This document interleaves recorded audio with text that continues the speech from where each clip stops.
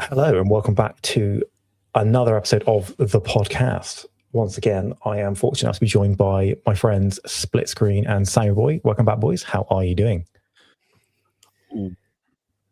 I'm doing well. I don't know what Mark's doing well.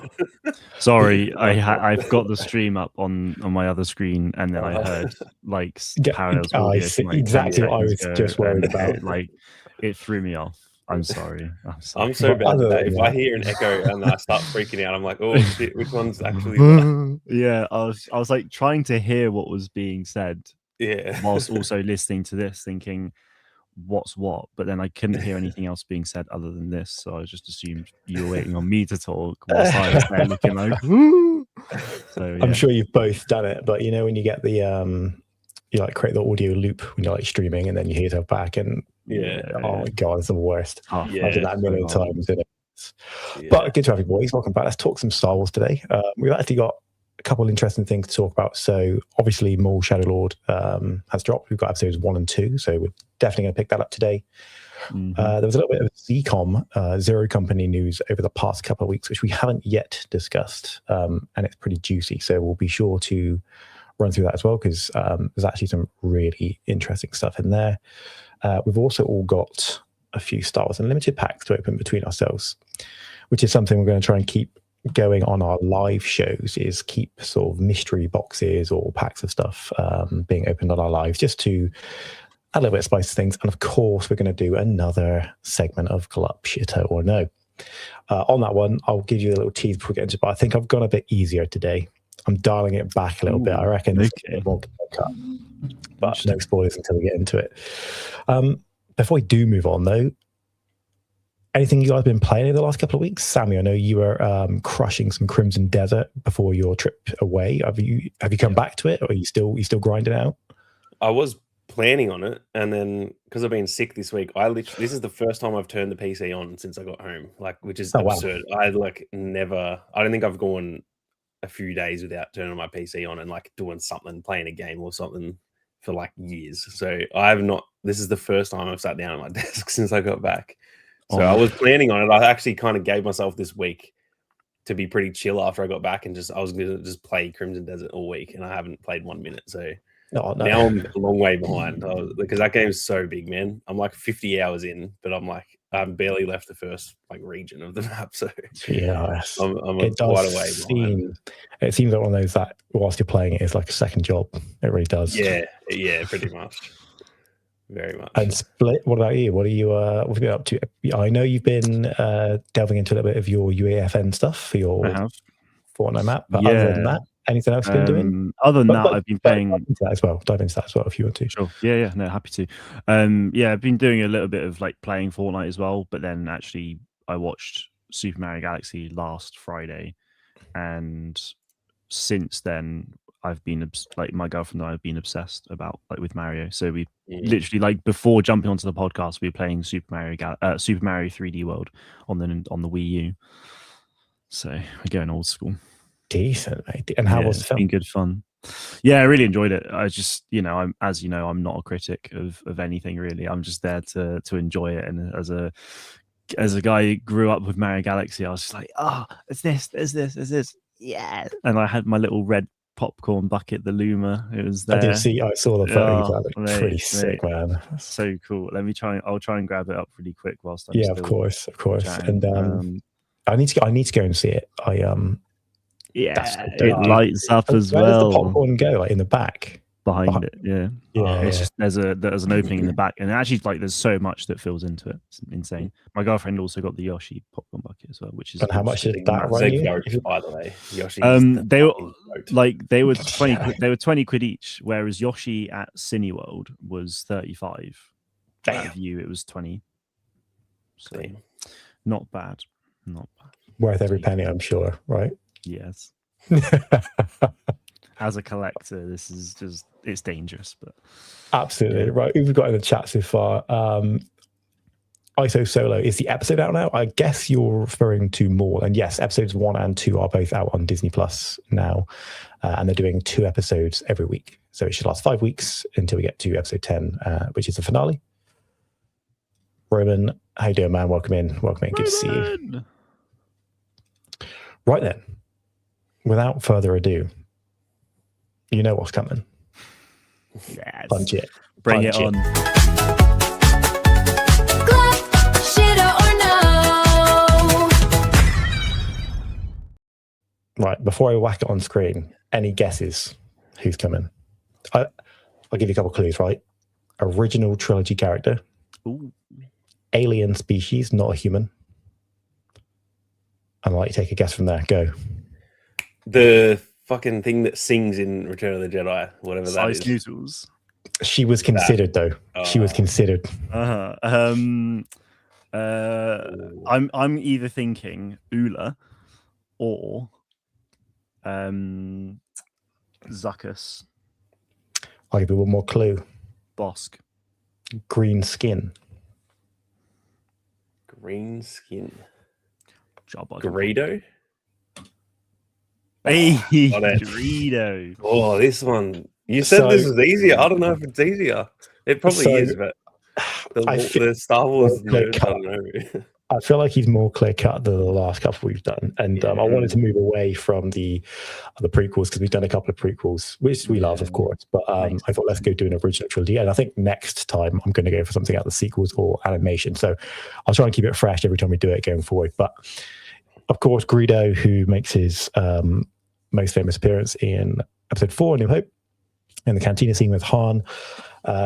So the question is, boys, Greedo, Glup Shitto or no? What are we thinking? So, if you don't mind, I want to rip off first this time. I'm going to jump in deep. Okay. I'm going with no, right? And hear me out. Hear me out on this. I think Greedo is such a Glup Shitto that he exceeds the stratosphere of being a Glup Shitto. He's such a Glup Shitto. In the scene is just so iconic. Yes, it's massively iconic. Han shot first, yada yada yada.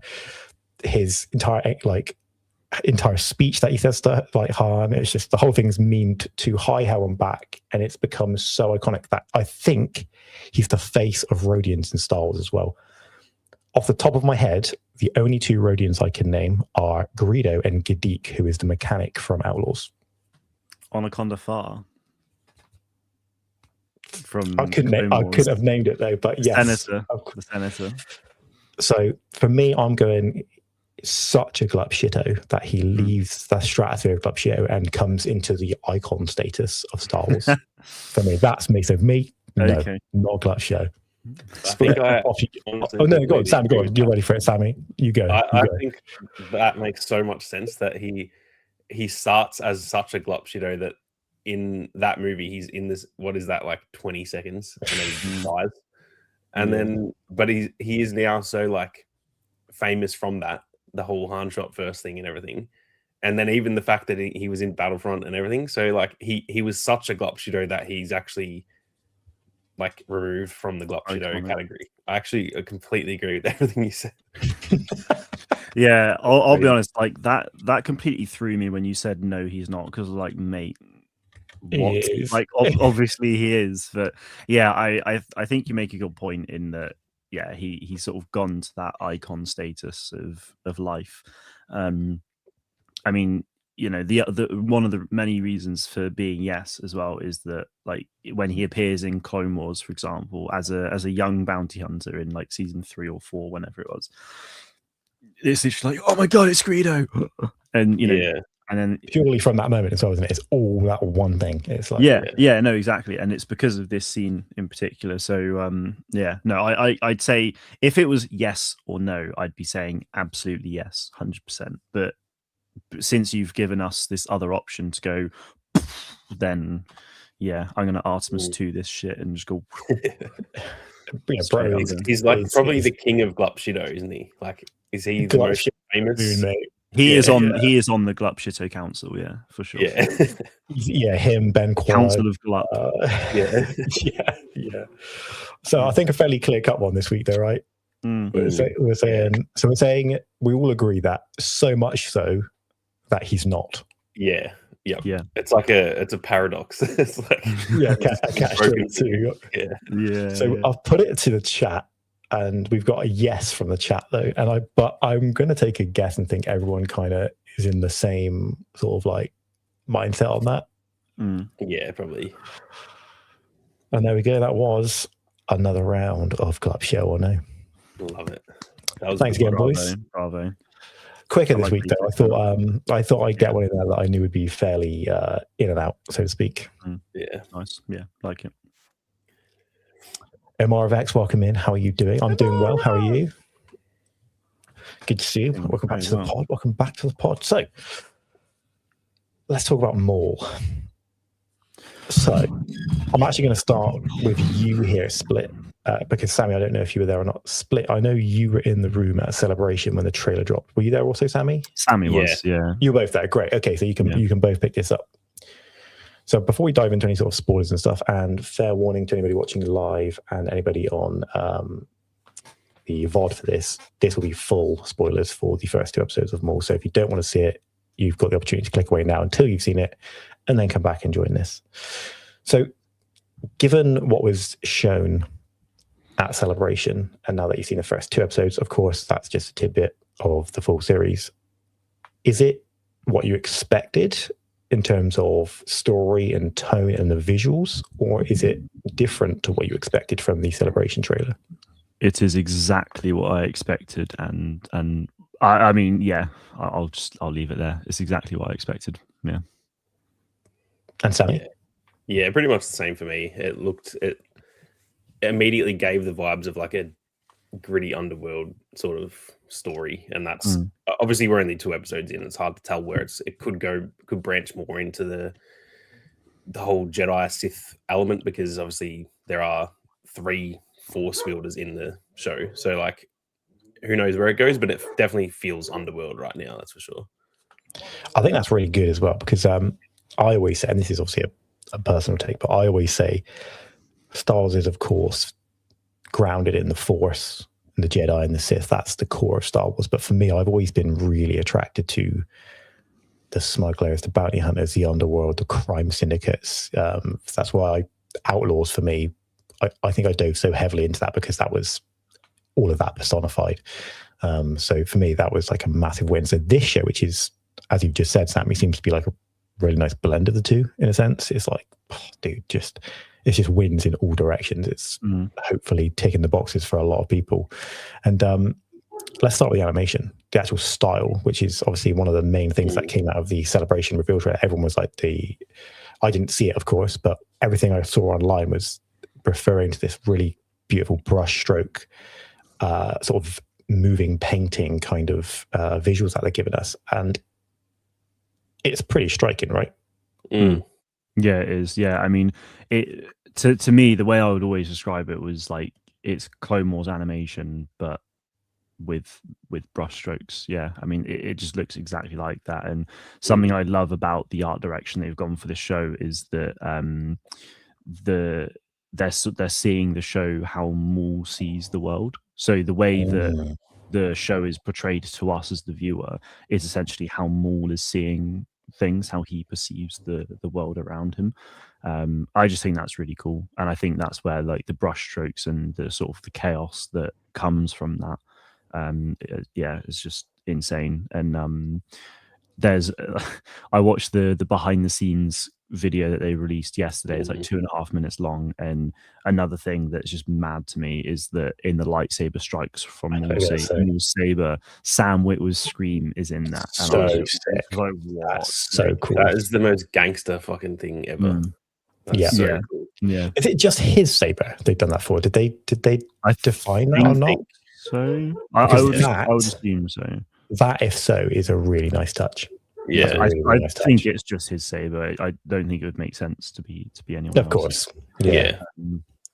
But yeah, I mean, like I've been a Maul fan for a long time. Like he's up there as, like Plo Koon's my guy. He's, up there, but like Maul is sort of on the same level for me, I think. So having a show about Maul in particular is just like mind blowing to me. And I've been a fan of Sam Witwer for a long time as well, but I just I cannot get enough of watching that man behind the scenes. Honestly, like he's just like insane. Like the amount of effort he puts into it. Like every time, like I'll be scrolling on TikTok and a clip comes up of him like doing the Rebels speech, I'll just watch it. I'll watch the entire thing because it's just like it's so impressive, and yeah, I just really rate the effort and the thought that goes into everything with that, and it shows in Maul Shadow Lord as well. So very pleased. Yeah.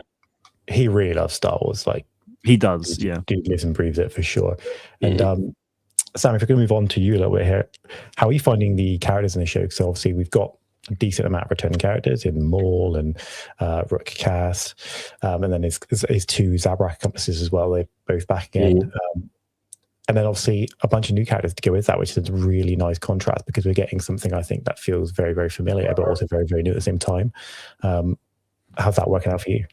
Yeah, I think it's been a good dynamic of it's almost like there's multiple storylines that are kind of going on already, where we've got the whole like detective side of it, but then there's the force side of it going on. And yeah, it feels like the new characters we've met. I forget the name of the droid.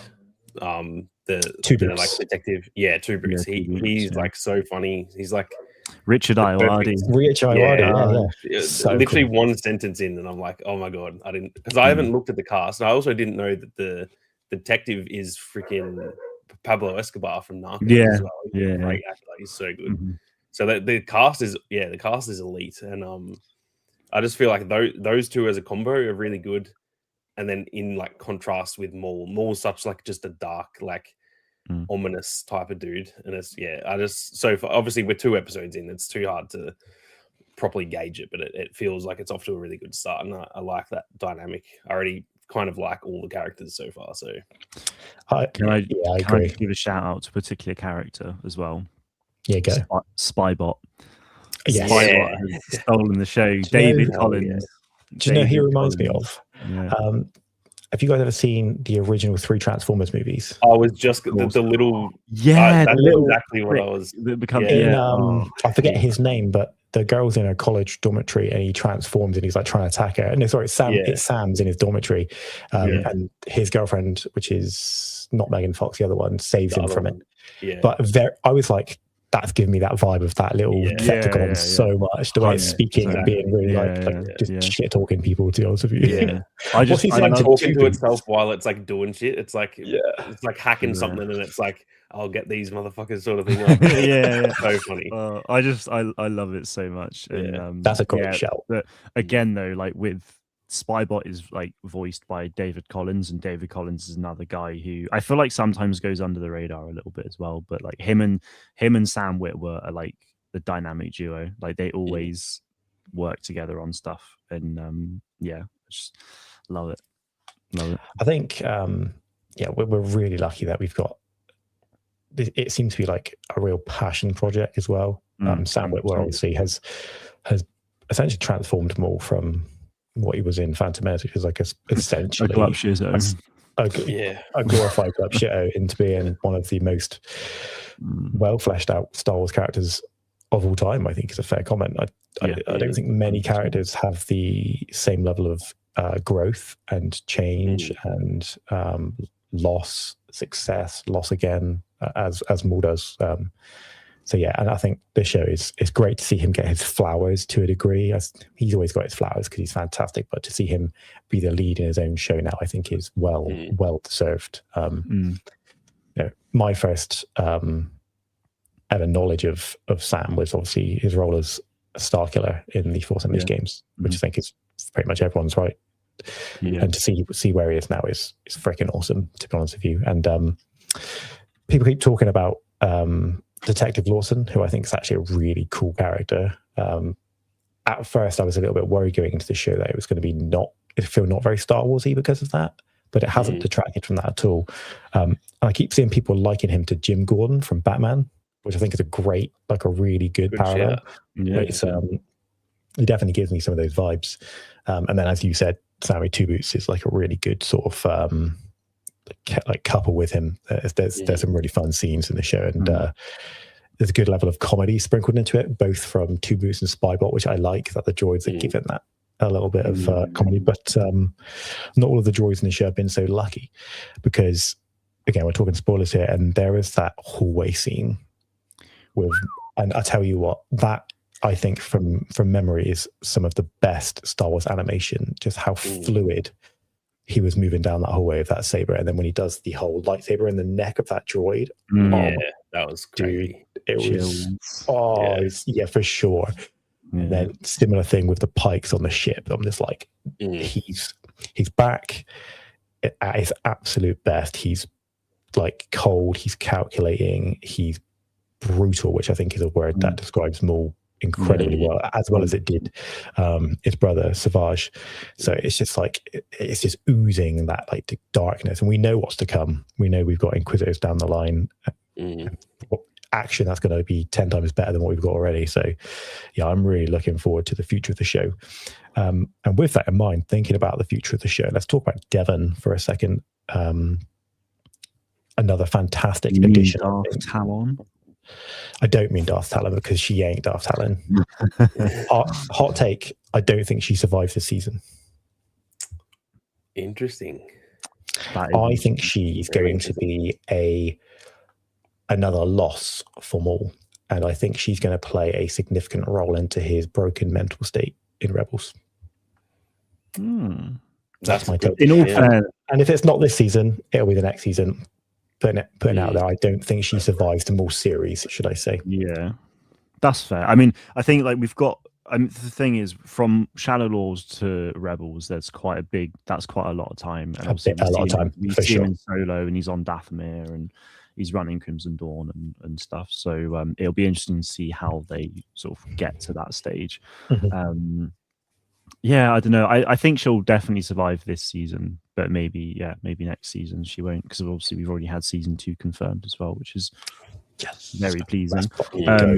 So yeah, I don't know. It's interesting. I feel like there was something else I really wanted to say, but I've it's lost. Well, what do you think? But give me your predictions for her character arc in the show, both of you, between yourselves. Where do you think she goes? Oh, sorry.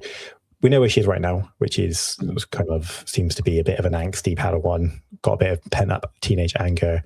Clearly, that's going to play a role in her relationship with Maul. Where do you think she goes from there, and where do you think she ends up? Well, the thing is, we've already seen her. Like, we've seen her in trailers and other footage already with like blue lightsaber and red lightsaber. So I feel like the way it's going to go is, she'll go back to her master. They'll sort of have a thing, and then she'll be like, okay, well, actually, in this day and age, Maul is probably correct, so I'm going to go with him. And then she gets really angry, and then wants training. And then I think that's where the whole Darth Talon thing starts to emerge. But then if she doesn't make it in season 2, then it's like, well, what could have been, Just to interject, I think she'll be Darth Talon in all but name, and and heavily inspired by it. I just don't think she will ever fully become it. Yeah, that's my take. Yeah, I don't know. It's hard to know really, because like when you introduce a character like this, it's like, well, for me, it's always a case of, well, we know what happens in Star Wars over the next like 30, 40 years. So where is she? Why is she not? Precisely. Where is she in the original trilogy? Where is she in? And obviously they were made 50 years ago, but still, like the way Star Wars works, you think about those things and they add to a stuff. So, yeah, like I don't know. It's all very interesting. Maybe she survives and actually just goes into hiding for a very long time. The Empire falls and she comes back. Who knows? And that's maybe when she fulfills that original Darth Talon stuff. But like, I don't know. Which could be lit. I actually saw, before I let you go, Sammy, I saw a really funny comment the other day, which was on some other podcast, and somebody asked the host, or put a question to the host saying that, I don't think she's Darth Talon. I think that her and Maul will be the parents of Talon. To which the host pondered for a second and went, I don't think Maul can have children anymore. Which I thought was really funny, because I'm pretty sure it was above that. See, I'll be honest, I didn't even think about the whole, I was just thinking, I was thinking age gap. Yeah. Well, let's just talk the practicalities of it. The technicalities. Yeah. You know. It ain't happening, Yeah. Unless he rebuilt that too, but I don't know. Yeah. So Sammy, back to Devon as a character. One, I guess, what do you think of her? And two, where do you think she's going in the show? Yeah, she seems like an interesting character so far. It's kind of, I feel like she hasn't had enough time to shine. She kind of just was like grumpy, and that was like all she really did. So it's hard to tell, but I feel like she's going to have a good arc throughout this season. And if she does survive the next season as well, where she goes, I kind of feel the same as you. I don't think she will ever be labeled Darth Talon, but I feel like this is them. Like it's a nod, isn't it? Yeah, because it's too. You can't be having I mean, she's not red, but she's like pinkish red Twi'lek character that is an apprentice of Maul. You can't bring that back and not think about it. They obviously thought about it. Of course. So yeah, I'm not sure where it actually goes, whether she actually turns dark and like stays with Maul, and then maybe she does die, and that's what kind of puts him back in, because he seems like he's in a good, like, well, not, I don't know if you'd say good mental state, but he's like strong and confident now. But then in Rebels, he's like a ruined man, really. So if I can be so bold, my actual prediction is that he ends up really caring for her in almost like a daughter sense more than anything. And that because this is another thing, because I think one, they're alluding to Talon. I think they're also going to, there was a comic where Vader and Maul fought, and I think that's going to happen. I don't think you're going to give us Inquisitor fights and then not see Vader. I think it will. If it's not this season, it'll be the next season. And however that plays out, I ultimately think he'll end up caring for her, and she will die protecting him from Vader, which absolutely crushes him.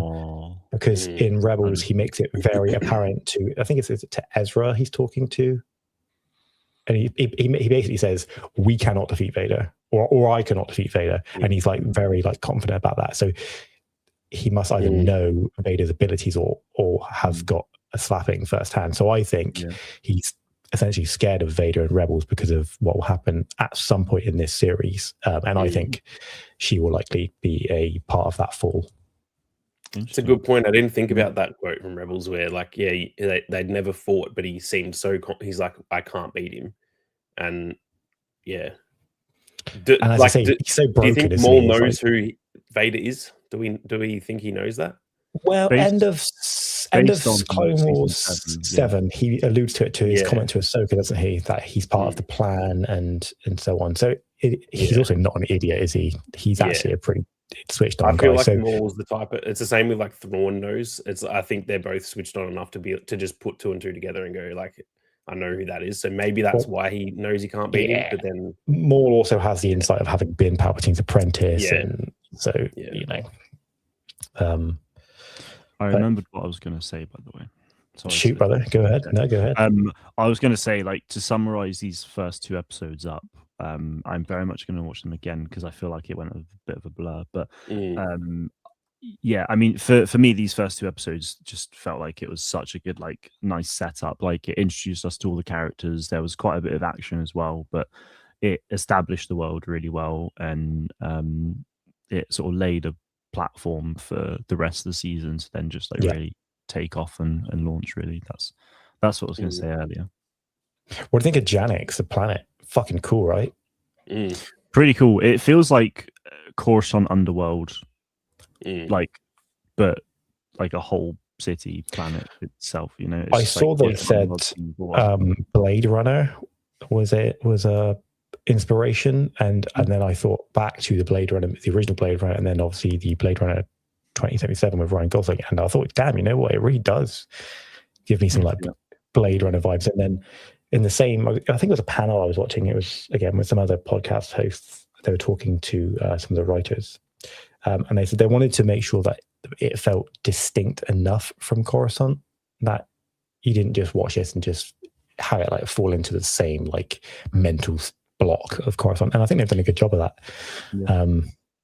And some of the shots of the show, just oh man, I actually cannot get over how gorgeous it looks. It's dare I say it, maybe my favorite Star Wars animation to date. It really looks that great. I love how like the shots where there's like a far distance, the brush strokes are like way more prominent, like the cityscapes and stuff, and you can see like the character walking towards the screen. They just kind of look like Clone Wars animation, but the background almost just actually looks like a painting. It's like just like an oil painting in the background. Well, they did full on like actual matte paintings and everything for the show. Like it's mental. The whole thing is just insane. Like when Clone Wars season 7 came out, I just and it took that massive leap in Clone Wars animation style. I was like, not really sure how they're going to top this. And obviously we saw that same animation in Bad Batch, and I just finished Bad Batch actually like on Sunday night last week for the first time. No, just on my Star Wars rewatch. Yeah, rewatch. And I was still just thinking, like, damn, this show is like it like looks great. I mean, what a show as well. Yes, it looked amazing. And then you just look at Maul Shadow Lord and you're like, huh. they did it. They improved it, and I was just like, what? I mean, and it's by adding those those differences and the nuance in the art style, but it's just like, yeah, it's mind blowing. Like again, now it's like, how are they going to top this? And but also, I can't see them doing this sort of thing again in another show. I think this is just unique to Maul Shadow Lord, because of the way they're trying to show Maul. And I agree. I think it should be. I don't think it's right to put this sort of put the same amount of effort into other things, of course, but don't do this particular thing, because it's like the same as Rebels having its own style, even though it's kind of similar to the Clone Wars, but it's like different. And I wouldn't like if Rebels was just exactly like the Clone Wars. It would have felt kind of weird. I like that it's like, it felt even a bit more cartoony than the Clone Wars did, and I kind of like that, because it was a bit more of a cartoony, like fun sort of show. Really quickly, let's give JD Johnson the second. Yes, we are going full spoilers, brother. So hey dude, come back and catch up with us when the VOD goes up. But we're doing our best to keep it light, I guess. I'm trying not to go full details, but we are definitely talking spoilers. So if you don't want to ruin it, jump off and catch us on the flip side. But good to see you here, man. Good to see you. Hironorai, welcome, dude. How you doing? Welcome to the podcast. Good to have you, my man. Good to have you. Welcome in. So yeah, dude, great start to the show. It looks good. The characters are good. The action's been good. Where do you think it's going to end up? So, and I mean like ranking. So for me, my Star Wars animation ranking for me is Clone Wars Season 7 is the best. Then probably Bad Batch Season 3 as the second best. And then Tales of the Jedi for me. That's my top 3. Obviously, we've seen 2 episodes and it's far too early. So as a far too early to make a prediction, where do you think it's going to fall into your top 3? Where do you feel like it's going to end up from your initial impressions? Are you confident, less confident, or can't make a decision? Firstly, I'll say I have this exact same top 3 as that.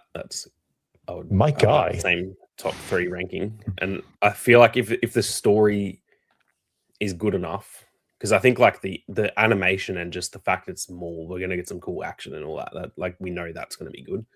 If the story, by the end of it, if we're like really invested in all the new characters and stuff, then maybe it can go above Tales of the Jedi.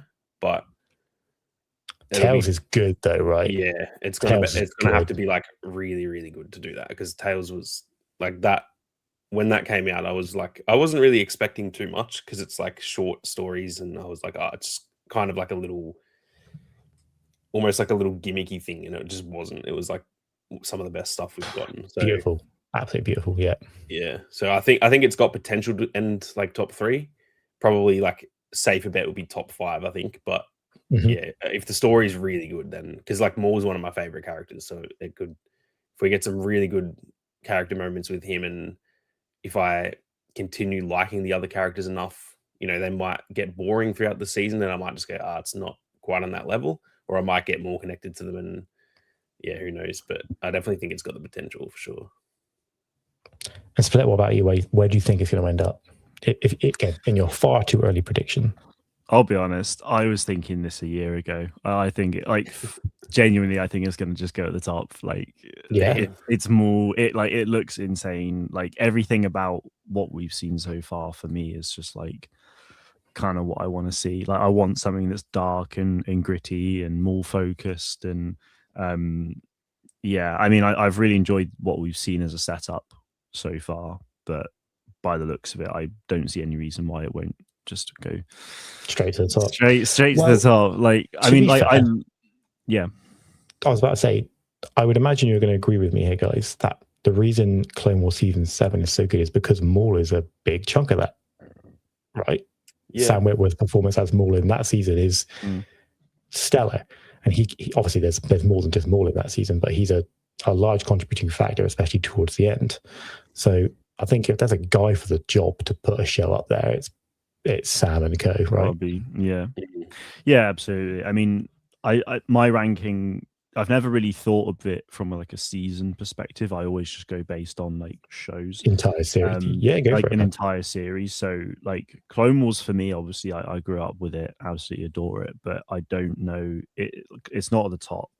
I actually think as a whole series, I think I prefer Rebels over Clone Wars, which I know might be a bit. Maybe. Oh, there you go. I thought maybe that would be controversial. No. I think if we're ranking series, Rebels isn't one for me, even over Bad Batch. Like, I think as a whole, Clone Wars starts quite weak. Yeah, I think we will agree. Maybe. Yeah, I'd say so. The first 3 seasons. It's a very like moment-based show where there's some really cool shit, but then some of the entire arcs are boring, and even some of the really good arcs, there are bits that are not that great. Whereas Rebels, probably the peaks. I mean, there are some really good peaks of that, but like, it's just very steady. It's like a 7 to 8 out of 10 all the time, which is Rebels is a more cohesive story. Yeah, and that's the thing. I think I like the through line that it's actually a story, because like Clone Wars is obviously just arcs, which is cool. I like that, but it's cool getting a story where you go along the whole way with them. Yeah, where it's arc after arc after arc, it's like it's fine, but it does get a little bit tedious, I think, at times. And with Clone Wars, obviously the first couple seasons, it's jumping around season 1 and 2 a lot. So to watch it in timeline order is an awesome experience, and I'd recommend that to anyone who hasn't. I've never done that. You should do it.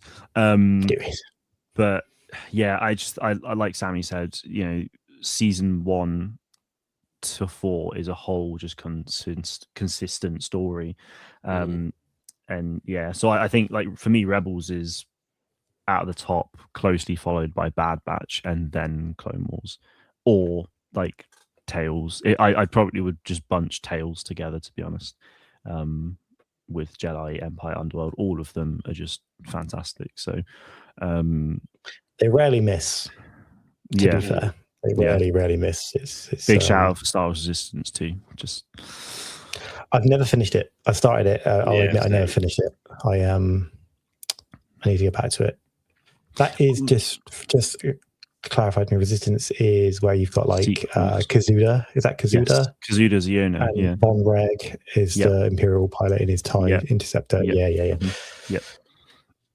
I really like that. I think, like, with Resistance, again, I think for me, because I'm not a hugely critical person, I just sort of sit there and just go like, Star Wars. Like, it's just so lighthearted and fun. It's why, like, Young Jedi Adventures as well. Love that show. It's just so easy to watch and just sit there and just be like, like, I think, and I'm actually doing the website over the last couple of days. In my About Me section, I've sort of said that, like, 4-year-old me is so happy right now. Like, I've always got 4-year-old Mark who, was just getting into Star Wars in the forefront of my mind with everything I watch. And it's like, if I could go back 22 years and be like, hey, this is what we've got now, he'd be like jumping all over the place, Chris, dude, that's great. Just animation, just sick, man. Speaking of 4-year-old Mark. Yes. I want to pick you up on something you said about 10 minutes ago. You're a Plo Koon. You're a Plo Koon stan? Yeah, boy. That's a rare one, I think. Why Plo Koon? I mean, I'm not saying he's not cool. He's fucking awesome. Oh, my guy. My guy. That's sick. Where'd you get that? It was at a Star Wars convention in Nottingham last year. Was that Festival of the Force? Festival of the Force, yeah. So, Alan Russo, who's the actor behind the mask in the prequels, was there. So that's cool, because he's the face of the Kel Dor as well. So that's So I met him. He actually Yeah. So he actually told me a story about him. Like Dave Filoni came up to him and got him to sign something for Dave in like Houston or something, which is like really cool story. But yeah. Plo Koon's my guy. Why? To be honest, again, it would be 4-year-old Mark looking at. Well, actually, I would have been 5 at the time. 5-year-old Mark looking at Revenge of the Sith, thinking, "Huh, that alien kind of cool looking." And and then like Clone Wars came out, and I was like, "Oh my god, it's that really cool alien that I really liked from Revenge of the Sith." And then he talks, and I'm like, oh, "He talks," and I really like. I think something that stuck with me early on with Plo Koon was just he's straight talking. He's like he has a bit of a charm to him sometimes. I think as well, like cracking jokes, like little jokes, and then the way he treats the clones early on as well, and they're like, "Oh, sir, we're just numbers." Like, that's so sick, dude. That's so sick. Yeah. That scene for me is what actually like sold me on Plo Koon's character, because when I was a young dude and I watched the prequels, particularly episode 3, there's loads of Jedi in that film and they all get like 30 seconds of screen time. Freaking him, Kit Fisto, Sarsay Tin, all these like East Koth, they all get like literally seconds. Yeah. But they're all Jedi masters and they're all supposed to be really tough. And then obviously the Clone Wars as an animated show expands on a lot of them, and it was that moment with Plo Koon. I was like, oh, he's actually freaking dope. Yeah, damn cool. But he should have a yellow lightsaber, as he did in Jedi Power Battles. Blue lightsaber Plo Koon is bullshit. Okay, standing on that right now. Okay, yeah. And I think they changed it in a remastered and gave him blue saber, right? I wouldn't know. Damn. I think they did. And I'm not about it, right? Let's delete that. That's not canon. He has a yellow lightsaber. Standing on business right there. Cool. So yeah, more then. Just to round that off, I loved it. Sounds like you guys both really enjoying it right now. Yeah, really enjoying stuff. And dude, I can't wait to see him scrap these Inquisitors, man. Oh my it's gonna god, be so good. Actually, on that, like the fact that we see Marok in Ahsoka initially, and obviously he like dies really fast, and he's just like a fart. So it's like, huh? And then it's like, okay, well, it's like Night System magic probably because of Morgan Elsbeth. Through Tales of the Empire, we get to see that. Sick. We then obviously see Marok again in Tales of the Empire briefly. So the fact that we're getting him now is just really cool, and I really hope that they sort of explain Marok's. I imagine Maul will probably just kill Marok at some point. Maybe straight 100% he's killing him. So then that explains, like, Morgan finds him or something and then brings him back. Like, I don't know, that'd be sick. Well, Maul also being like a Dathomirian Zabrak. There's a link there, isn't there? Do you know what I mean? There's something there, and I feel one way or the other that's going to happen.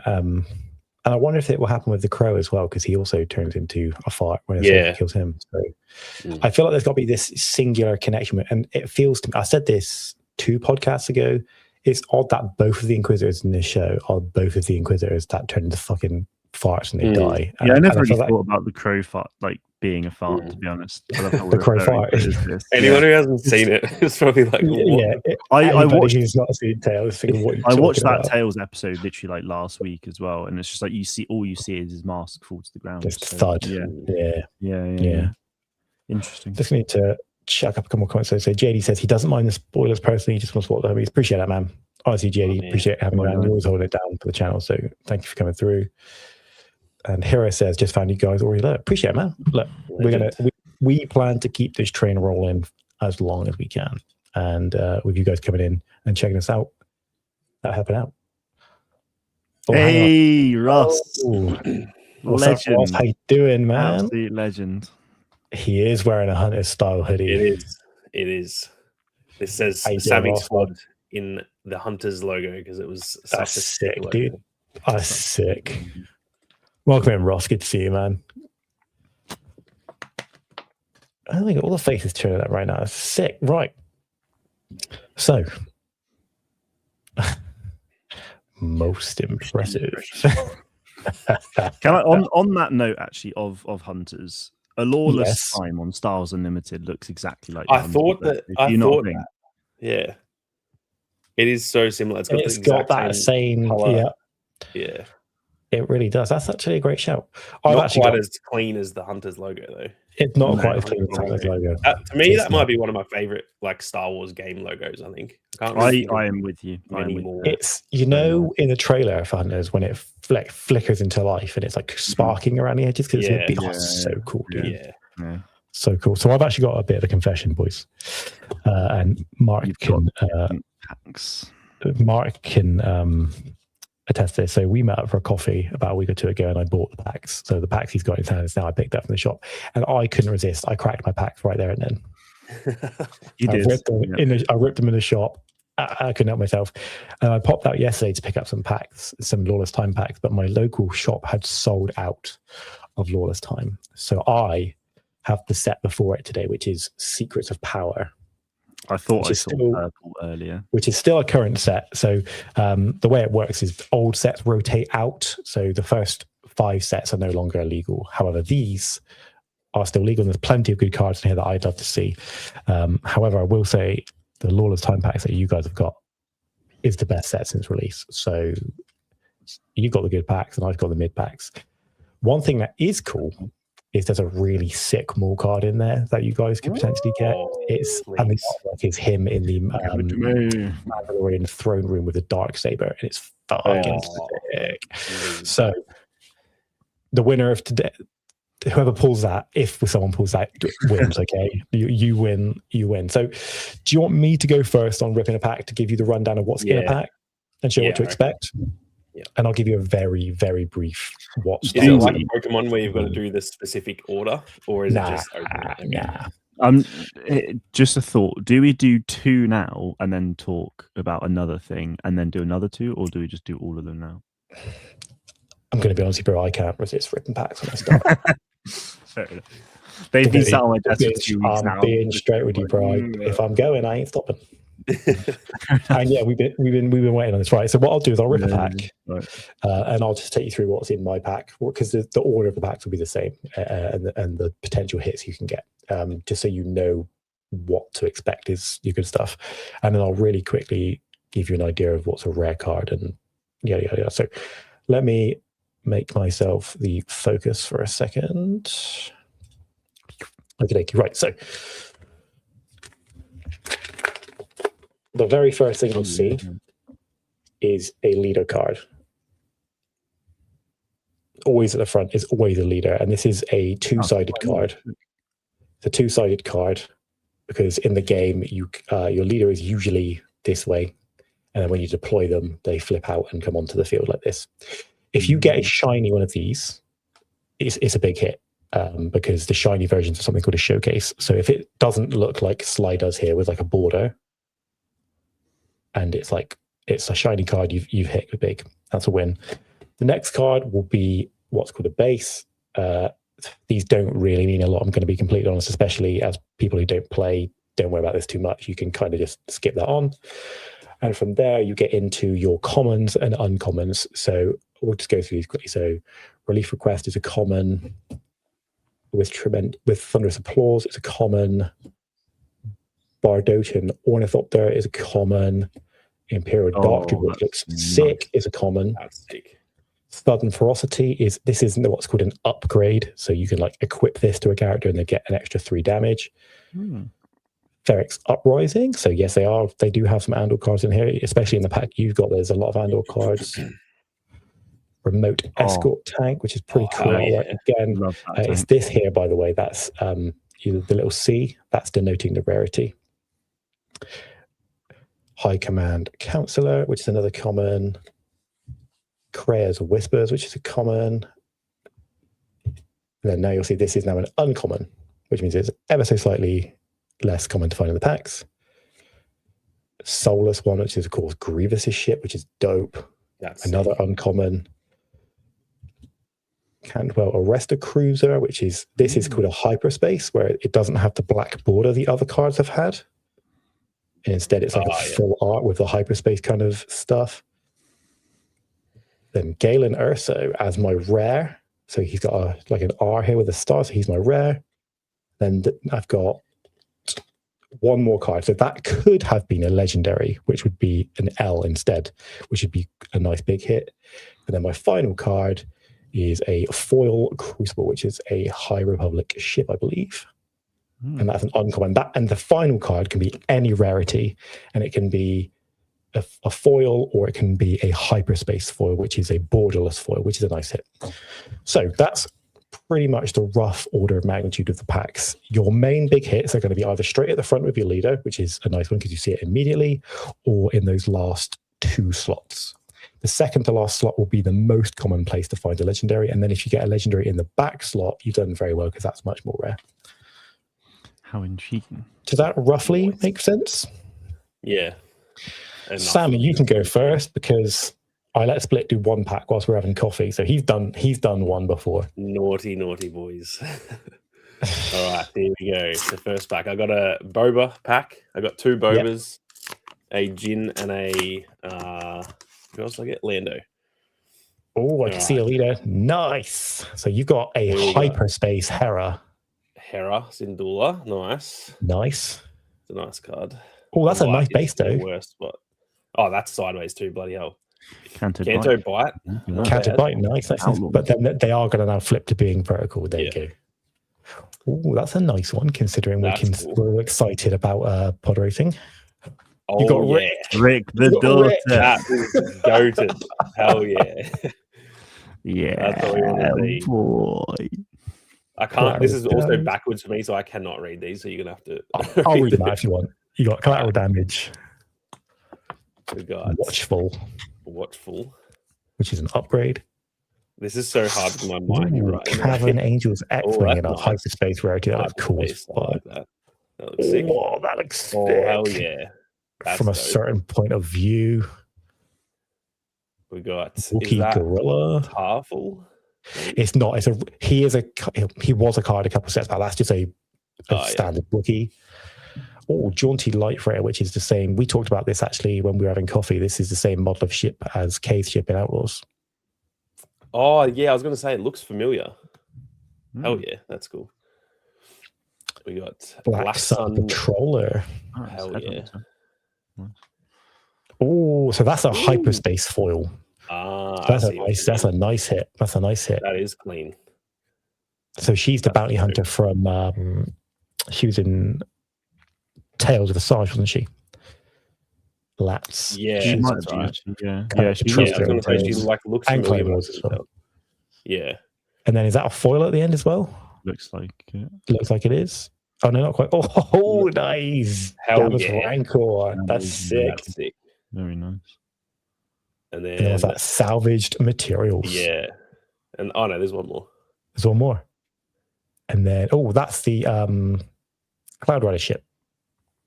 Yeah. Emphas Nest and such. Yeah. Nice. So, hell yeah. Hey, not bad pack, bro. Having a hyperspace foil is always a good hit because they're relatively uncommon, to be fair. Nice. Yeah, there's some cool ones in there.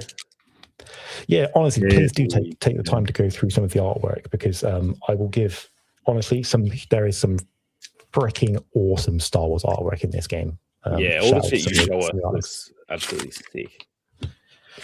Right, then split up you go, man. Gin pack, what we're doing, right. There we go. There's the start. The client, my guy. Nice. Just rewatched Mando yesterday, actually.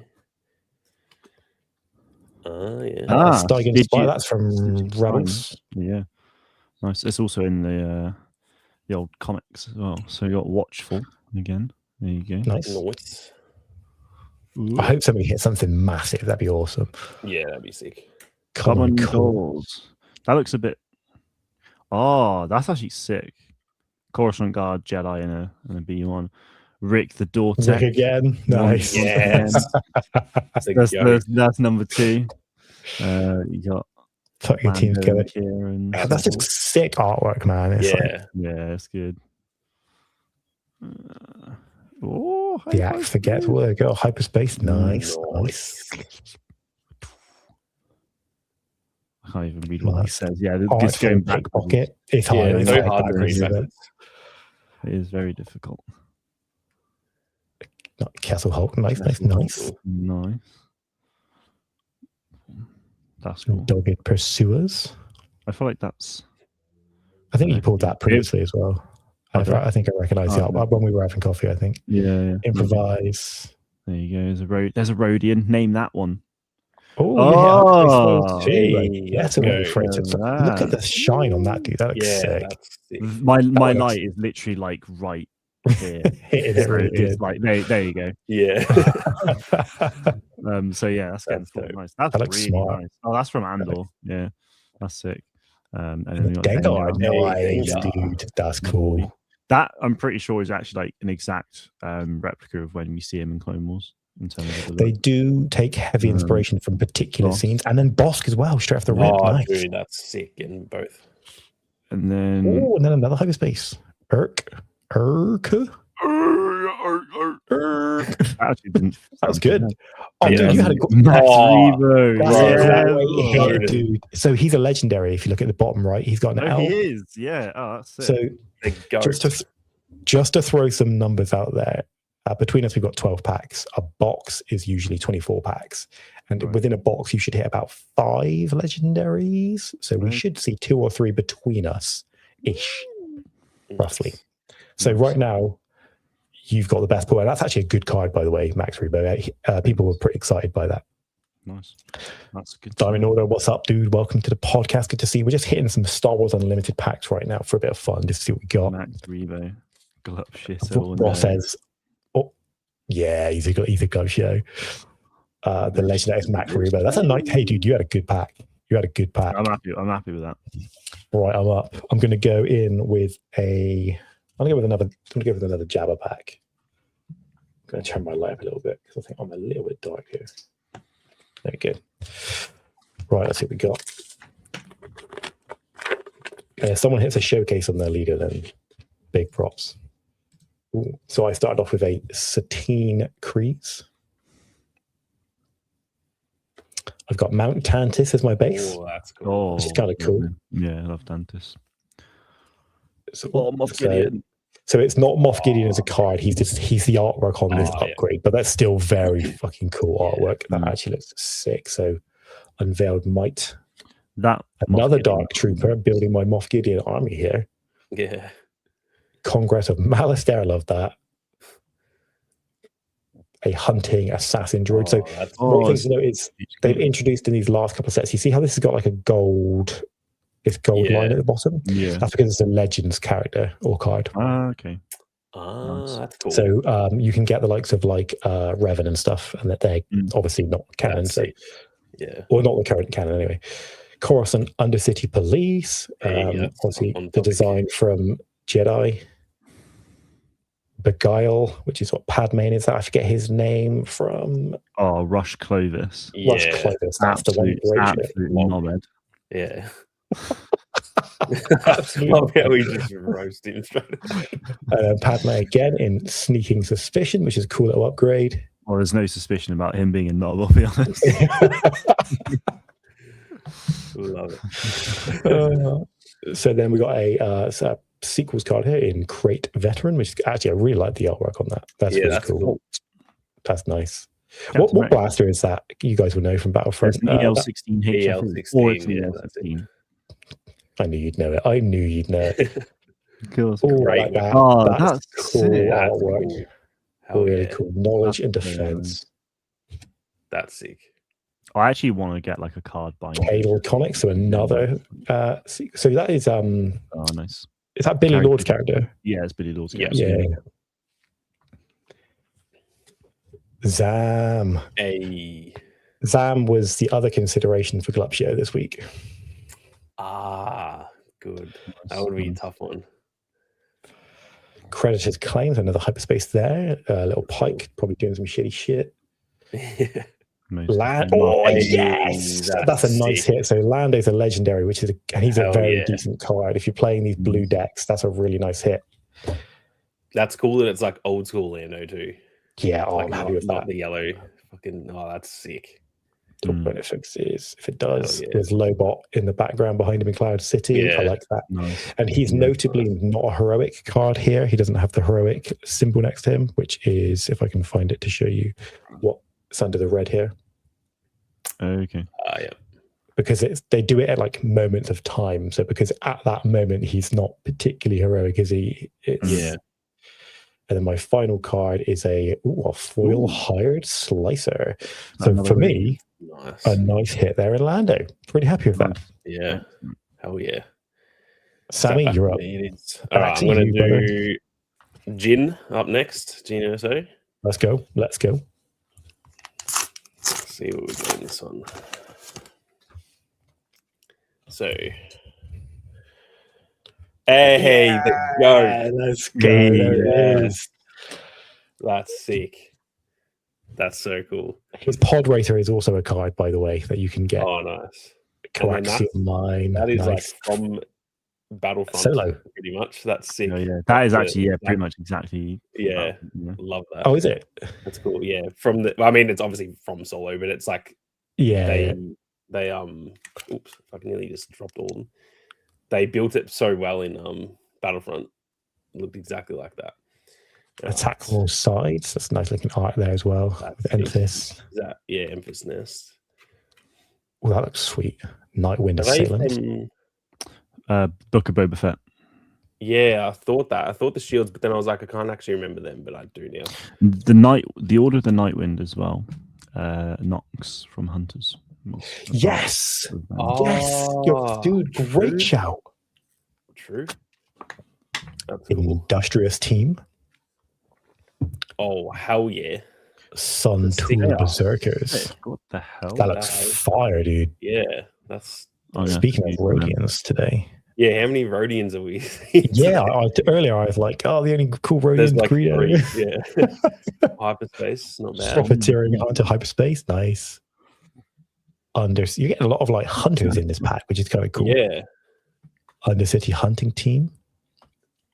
A Toydarian technique, nice. Oh yeah. Ruthless duo. Castlehawk as well. Yeah, who was that? Mark got that before. Mark got that, yeah. Oh yeah, that looks sick, dude. That's dope. Beach Patrol, AT, nice. ACT. Dude, they do look good in that treatment. Nice. That's sick. Was that Syndicate Spice Runner? Yeah. Nice. Canto Bite Security. Oh, the little gremlin fuckers. Was that mid rim? You get a lot of hyperspace here, boys. This is nice. Yeah. Nice. Because they look so much better than hyperspace treatment. Yeah. Hey, there's a legendary for you as well. That's a good pull. Hey. A legendary, a nice pull. Nice. Let's go, boys. We're cooking. I feel like Ezra in there as well in the corner. Yeah. So we are above the curve right now in terms of pulls. Which might be a noob question. Is hyperspace available for every single card? Yes. Excellent. Every single card. I feel like, someone, if I was going to get into collecting this diehard, then I'd want to try and just, get hyperspace. Flesh out hyperspace. Yeah, every card, including leaders, can come in hyperspace. Yeah. Sick. Okay, nice. Cool. All right.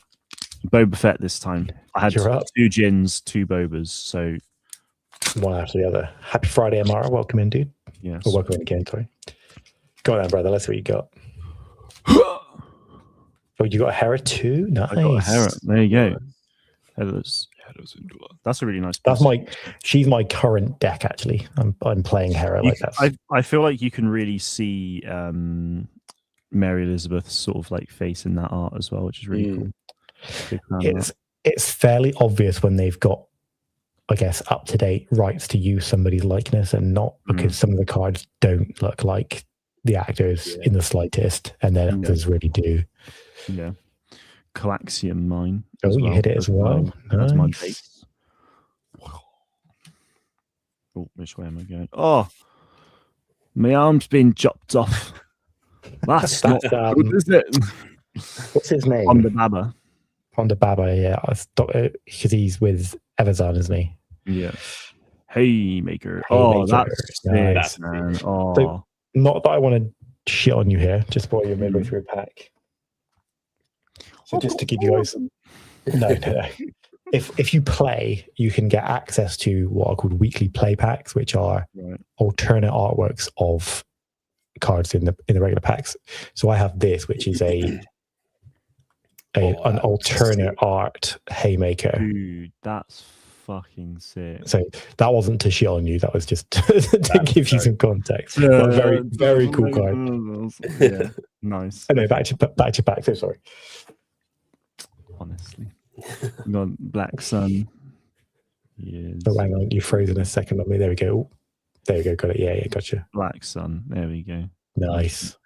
Nice. I'm liking all the Underworld stuff you guys are hitting right now of your packs. Yeah. Oh, I'm showing you 2 for 2. And there's some more. Double again. You've just got like 3 in a row here. Swoop like yeah. And then I sort of already started showing off this one. So my bad. Where am I? Industrious team. Oh, Hyperspace as well. Excellent. Nice. Yeah.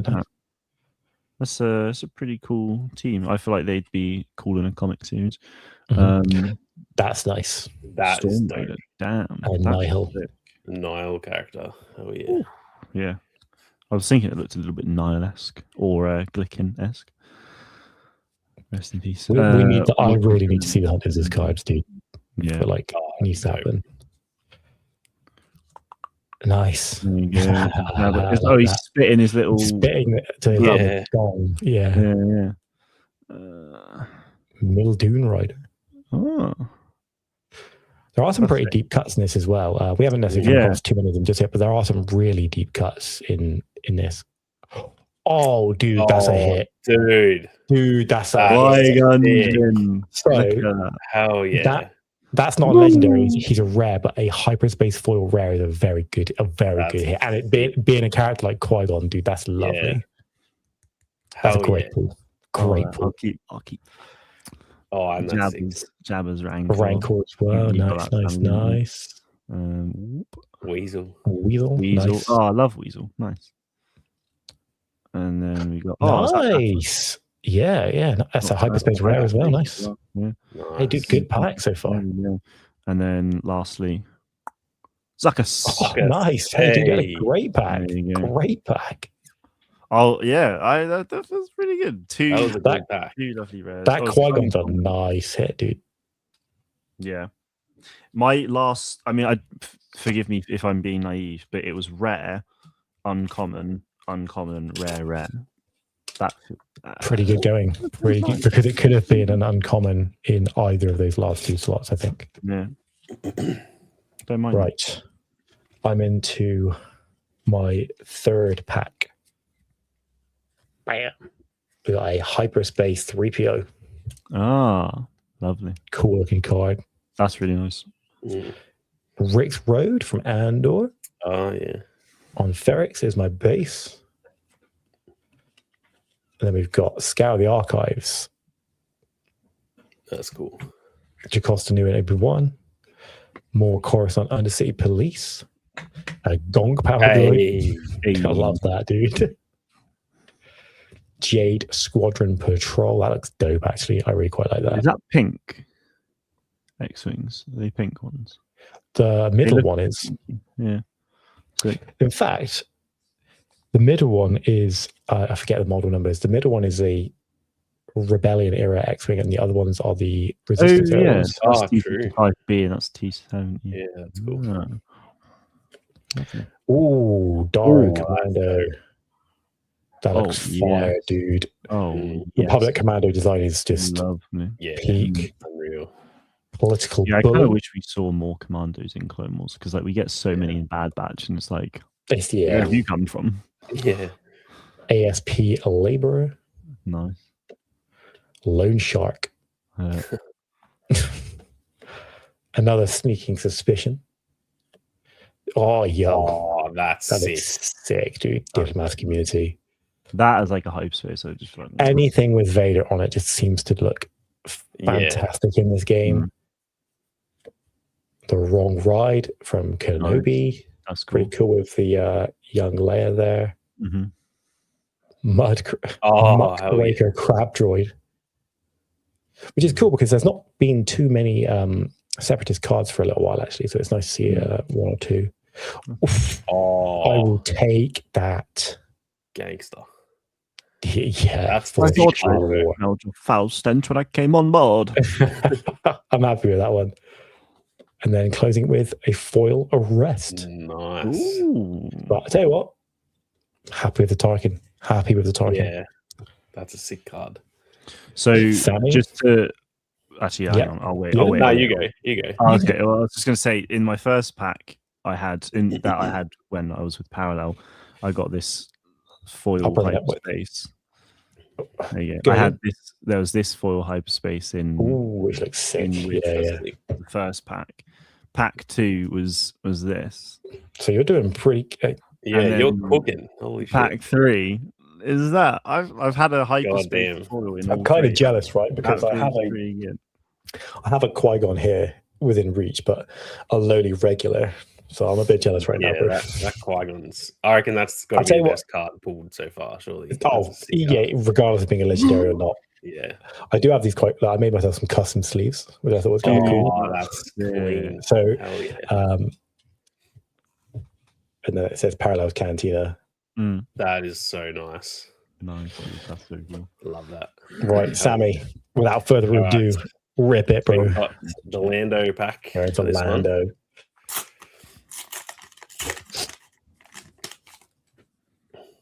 All right. Oh, hell yeah. Nice. Dude, there it is. Bang. Already happy with this pack just based on Canto Bite again. Not too bad. Oh, a pod. Pod Racer. Let's go. Nice. Pretty nice.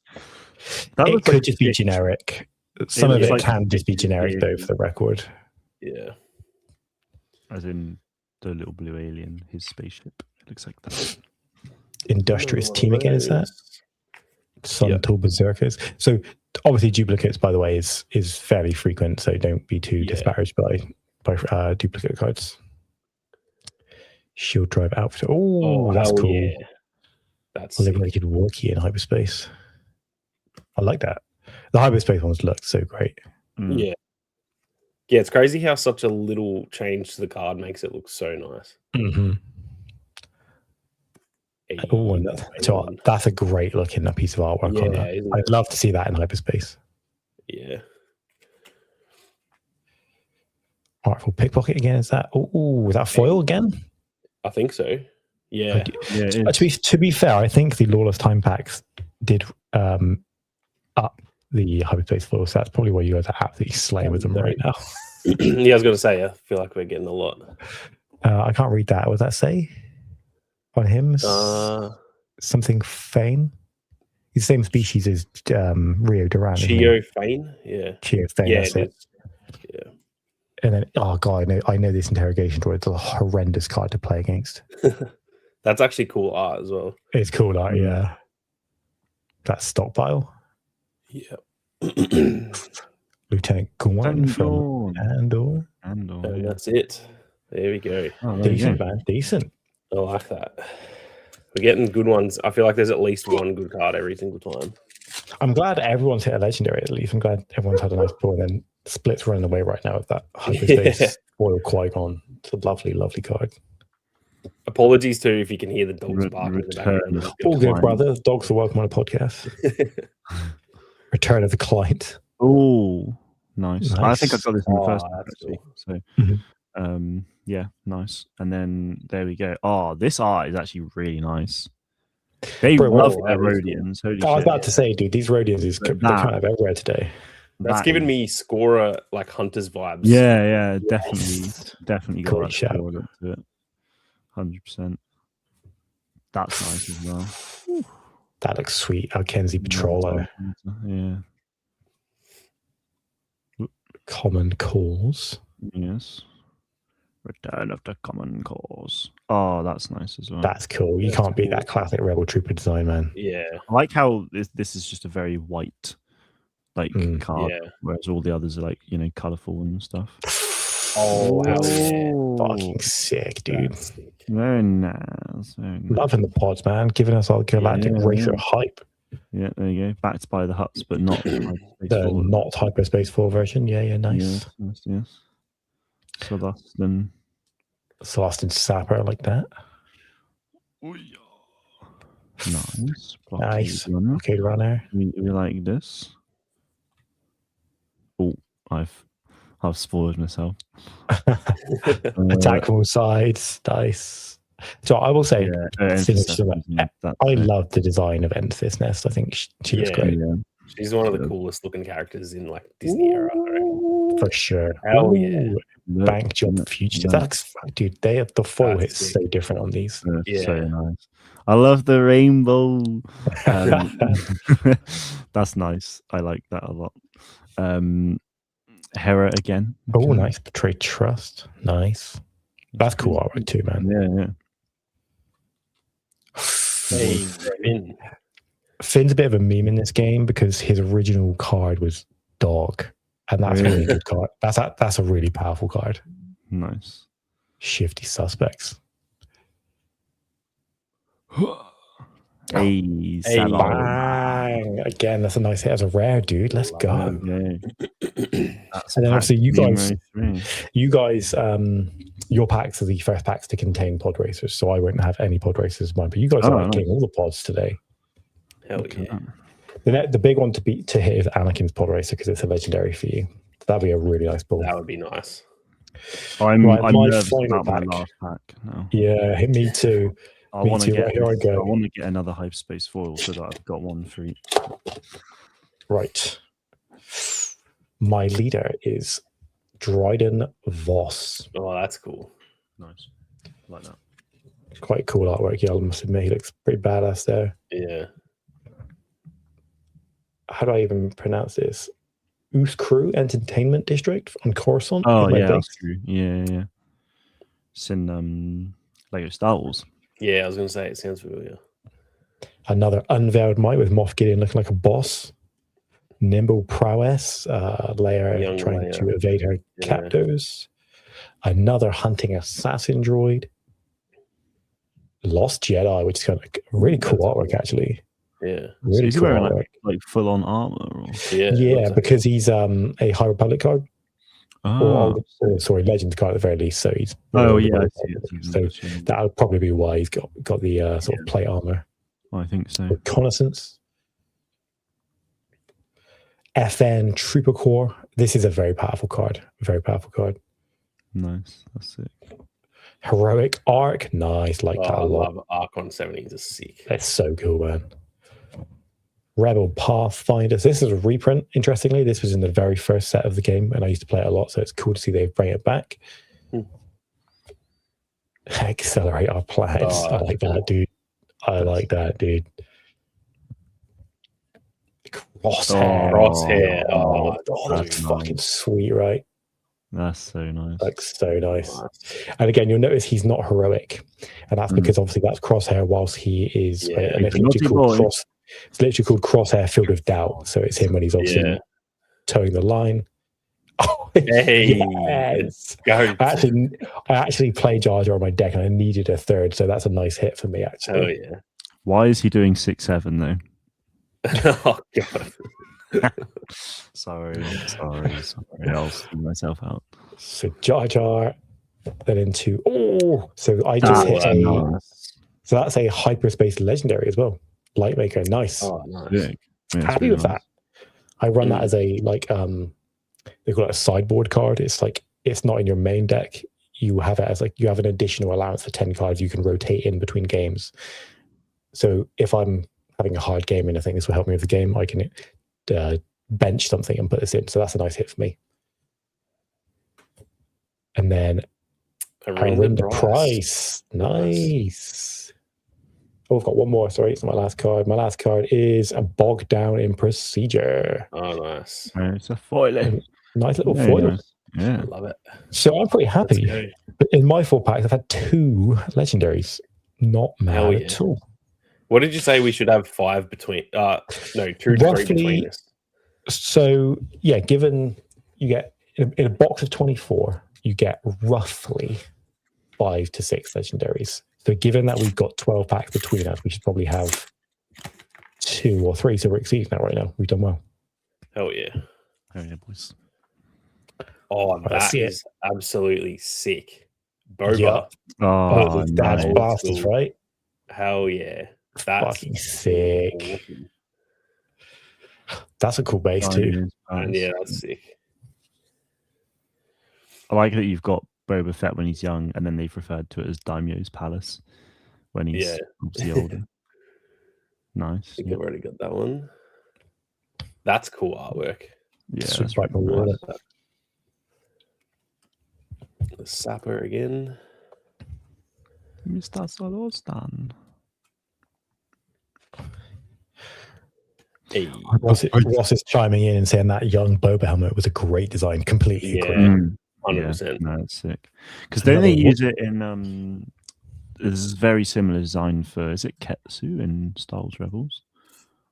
Oh yes, Ketsu on there. Yes, you are right. You're bang on. It is very similar. That is a wild looking. Oh yeah, it's not the same at all actually. But I like that though. Partisan infantry. Yeah, what species is he? That's not an icon, is it? Nah. No. Yeah. Oh, is it Ubrikian? Yes, I think you're right. I think you're right. Yeah. No, it's not. I'm thinking of the Ubrikian speeder from fucking Star Wars Hunters. Sorry. That looks cool, dude. The Nihil Stormsower. Oh, dude, is that freaking? What's her name? Lorna D. Oh, yeah. It looks like her, but I don't know if it is. And we got putting a team together in high performance. That's sick. Well. Yeah, that's great, dude. Love that. Yo, that's a sick art. Hey, that's fucking dope. That is cool. Love that. I remember feeling that. That's so that's a rock. That's cool. It's not just a ball. Hey, and the one that goes with it pretty much. Yeah. That was great, dude. Great timing. Great timing. And then he's just in carbonite. And then he's in the carbonite. Did you just get a complete troll? Yeah. Yeah. That's actually, I love that art. That's cool. That's really nice. That is cool. Right. Decent packs, boys. Also a Boba Fett pack. Just like Sam's last one. Imagine if you hit something massive in the final pack of the episode. Time to go absolutely batshit crazy if we did. Hey Ross, whilst you're in here, as someone who is, into their art and making really cool artwork, do any of these like Star Wars Unlimited arts like really stand out to you? Anything you've seen or looked into with this game at all? That looks pretty cool. Anyway, Split, give us some more art. Let's see what we got. Hera again. Triple Heras today. Partisan hideout. Nice. Right. That's a cool. I really like that artwork. That's really lovely. Wow. Yeah, I can only imagine that in a hyperspace would look really, really gorgeous, actually. Yeah. Ooh. Yeah. Well, big fan of that. Them all running around on Aldani. Yeah. Sick. Oh, that's sick. Ooh, yeah, that's kind of cool. Big fan of that. Nice. I feel like that's something we maybe saw in Star Wars Squadrons, but I don't know. Could be wrong. Yeah, that's what I thought. It feels a bit Squadrons-y. Yeah. There you go. Quarren Contractor. Nice. Hey! Hyperspace Rick. Oh, that's dope. Just for knowledge, right? The reason they won't have called him Rick the Door Technician is because you see on the cards like Qui-Gon and this ship, they've got like a little star next to the name, which means it's a named card, and you can only play one of a named card at a time. Whereas you could play three Ricks, because he's not a named card. They would have had. I think the reason he's not called Rick the Door Technician is because he would have had to have been named card, and therefore, being a named card, he kind of would have to be quite good. And that kind of goes against the point of it, I think. So I think that's why it's just Imperial Door Technician. Makes sense. It's kind of cool too that it's more of a like some people just wouldn't even know who that is. Yeah, precisely. Yeah. And we're just like, oh my god, Weak Pirate. Nice. That's cool. That's the card I got at the end of in the Hyperfoil. Yeah. There's loads of Rhodians in these packs. It's a lawless time. I mean, when you think of lawlessness, what species? Artful Pickpocket again. Hey, that's cool with all the coins on it. Yeah, that's a sick that character is voiced by Mark Hamill. Really? Really? That is Mark Hamill's voice in that. Oh, he's a sequel Last character. Jedi. Yeah, Last Jedi. Yeah. We've then got this one. Payroll Heist. That's kind of cool. More artwork from Andor. Nice, bro. He's an amazing card. He's like an absolute staple in a lot of decks now. He's really, really good. That's nice. Sick. That's good to know. That is like hyperspace as well. Be unreal. Yeah. He's off hyperspace. That's great in hyperspace. That's really nice. Yeah. Damn. And I think there's one more. Not a bad final hit, dude. He looks sick. You are cooking. Holy shit. Sammy, I think we probably got to admit. Yeah, I think probably got the better of us today, didn't you? I think. Yeah. What can I say? I think pull of the day is your Qui-Gon. Yeah. That's freaking awesome, dude. That's a hell of a pull. Can you bring it up close so we can see that again one more time? Very cool. It's when he's influencing the dice, isn't it? Yeah, influencing chances. Yeah. And that's the bulbous pod right behind him. So nice. That's sick, man. So nice. Oh, yeah. Ross chimes in with genuinely impressed by all the great art. Oh yes. One second, Ross, we'll come back to that. So what that is, Sammy, that's called a prestige card, right? Oh yeah, it looks different with that's the bottom part of it. Above and beyond a hyperspace. So what that is it's a completely different artwork compared to the original Val art. So the hyperspace is the same art without the border. Prestige is like a completely separate artwork with a cool effect that you just showed off. Which nice. If you buy the collector packs, which are £25 a pack. Damn. Yeah, it's ridiculous. But you get one of those guaranteed in every pack. However, the chances of hitting them in these regular packs is very, very low. So Split's been a lucky boy, to be honest with you, so far. He's done well. Yeah. My 5 hyperfoils. They look so nice. Man's got the bling. Man's got the bling. Yeah. So, Reaper back to Ross, he said, genuinely impressed by all the artwork on there's an awesome artist I follow, Miki Montlo, who just started work on these. Worth checking out. Oh, I definitely will. I've spent a lot of time actually checking out a lot of the artists in this game because some of them are just make incredible stuff, and I've actually ended up saving a lot of them as wallpapers on my PC because it just looks sick. Yeah, for wallpapers especially, they're unreal. Also, just reminded the other day that Weasel, the Warwick Davies Cloud Rider, is the same character he played in Phantom Menace watching pod racing. Yep. That's cool. Shit! Didn't realize that. Oh, is that really true? Yeah, it's true. Yep. Hey, you learn something new every day. Yeah. Damn. Hey, did you enjoy that? That was fun. That was fun, man. That was fun. It's like obviously I don't understand the full ins and outs of the game, I guess. Yeah. It's still cool, and like I mean, to be honest, it's just another thing to collect for me, I think. So yeah, dangerous. Well, we'll continue to do some stuff like this, I'm sure, in future episodes, whether it be more like mystery Funkos or I was even looking the other day at like some little like what they're called Doorables. Yeah, we've got some of those.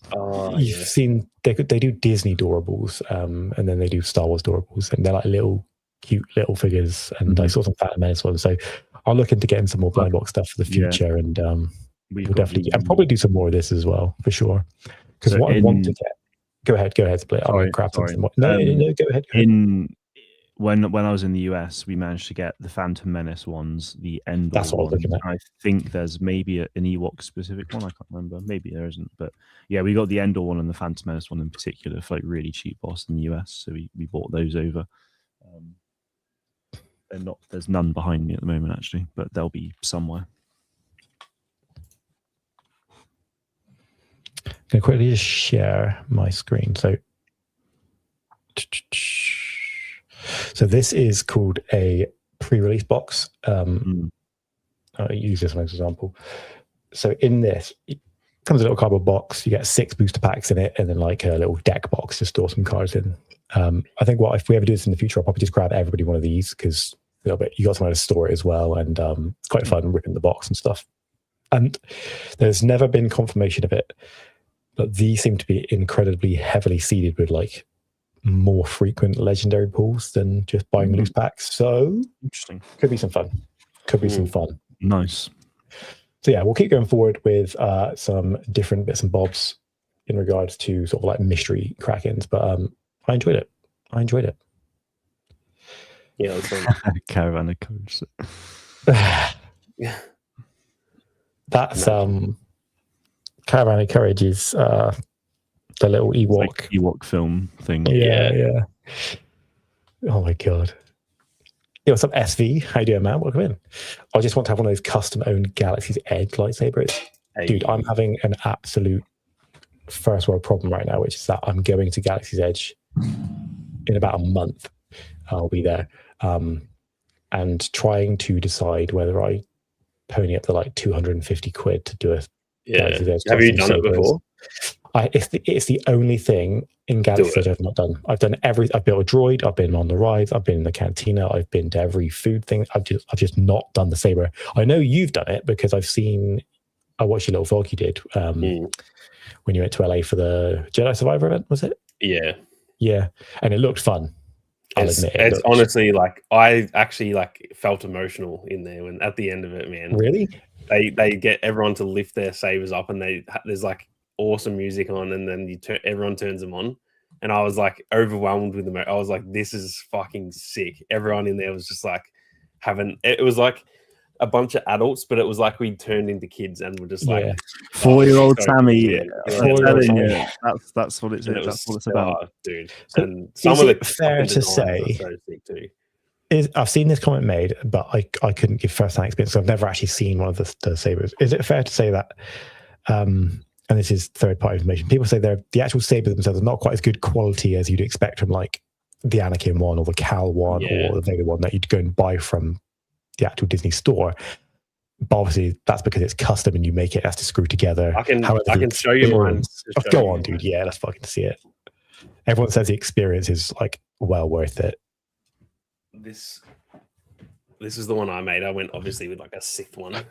Is that power and control they call that? Yeah, that was it. Yeah, and obviously has a red. Dude, that crystal. Does look freaking lit. And so it's like very hefty and very good quality. The only difference between this and say like I've got Cal's saber, like this is solid and it doesn't move around like within itself. Whereas dude, that Cal one looks like an absolute weapon, dude. Bro, it fucking kill someone with that without the blade in it. Like this is huge compared to I got the Anakin one just there.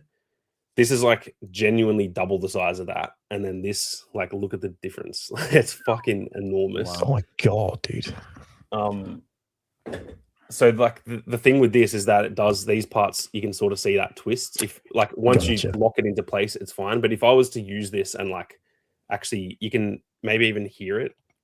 It sort of rattles around a little bit. Yeah.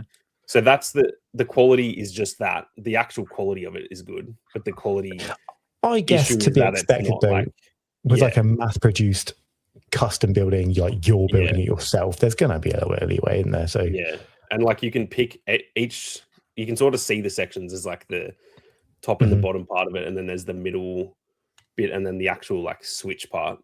All of them are like different. So when you pick real life Jedi Survivor workbench, the pommel, the emitter. That was all funny because we'd done so much research. Like we were there for Survivor. Yeah, of course. We'd done so much research on it. We were like all naming the different parts and shit. But like, if you can you can choose the different like parts, so that if you picked power and control, yours could actually look way different than this still. Because there's multiple parts.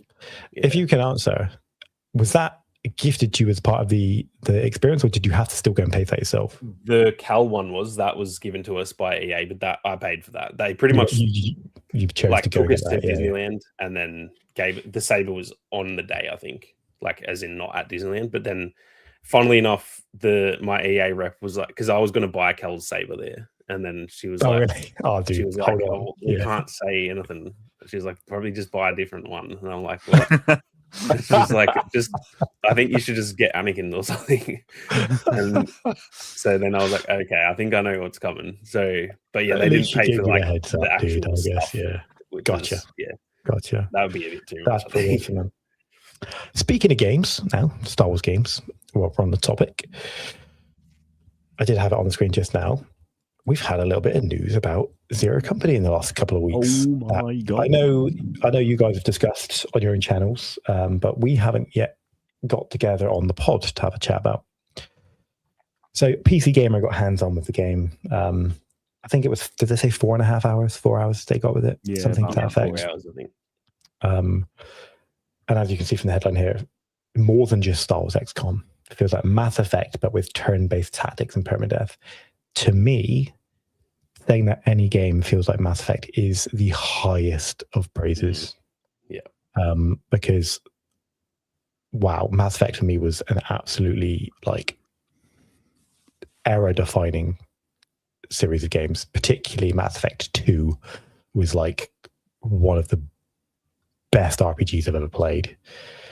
So let's dive into this a little bit further. I'm not going to put audio on because it will clash with us, and I'll probably just work through the article and allow us to discuss it. But man, we've got good news coming out of this. And the biggest one for me was the revelation, let's call it that. The game isn't just like XCOM where you work through menus, you drop yourself into battles, and away you go. We've been told that there's a full third person over the shoulder. They likened it to Jedi Survivor gameplay, exploration to a degree, not only in the den, which is the home base of Zero Company, but also on missions before you enter combat. Wow, that for me has completely changed.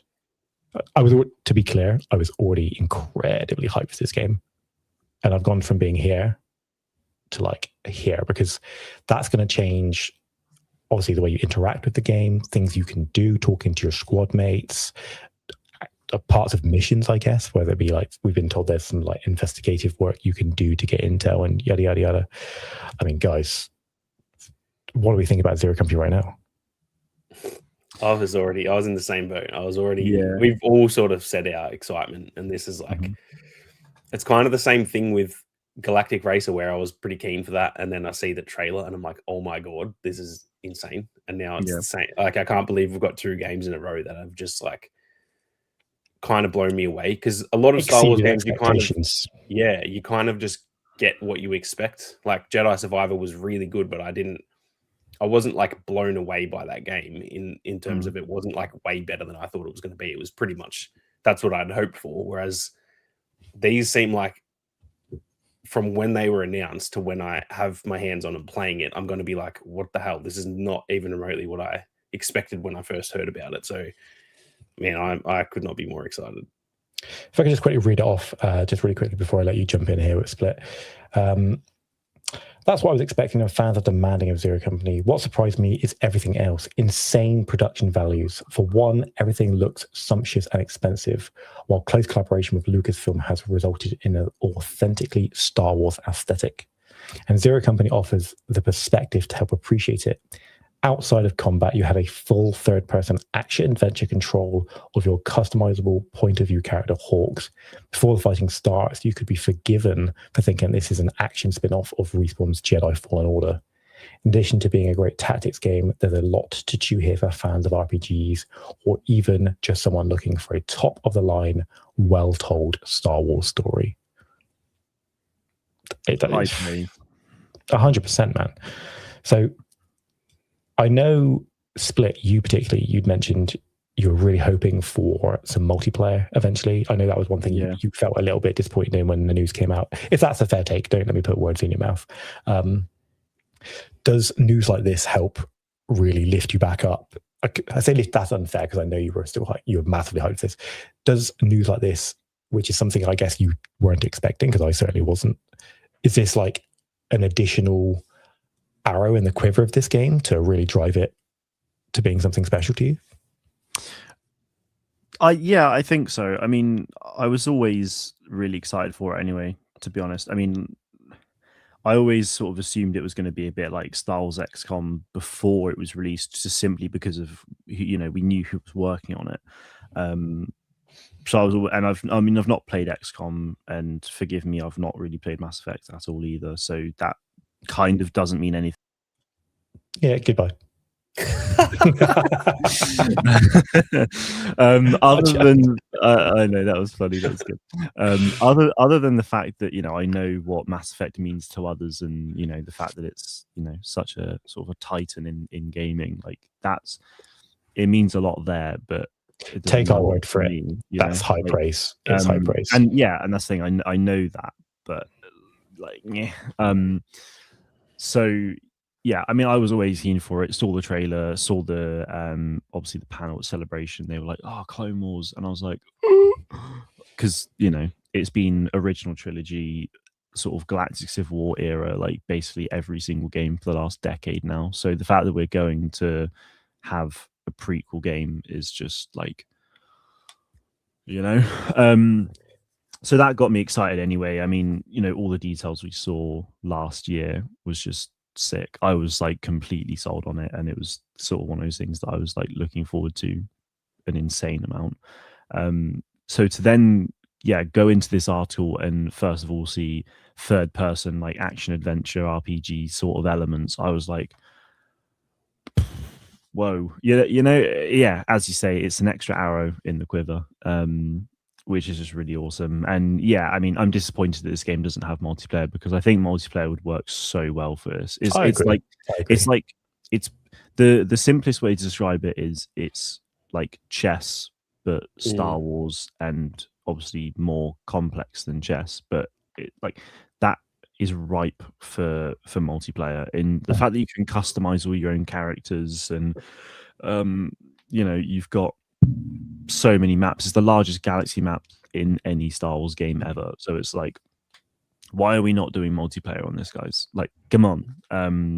Unless it's something that, you know, I mean, my assumption was the game was probably either going to release or soon to release by now anyway, but obviously it's not happening. It'll probably be later this year. So I'm kind of hoping they do change that, or maybe based on the response at launch they add it in.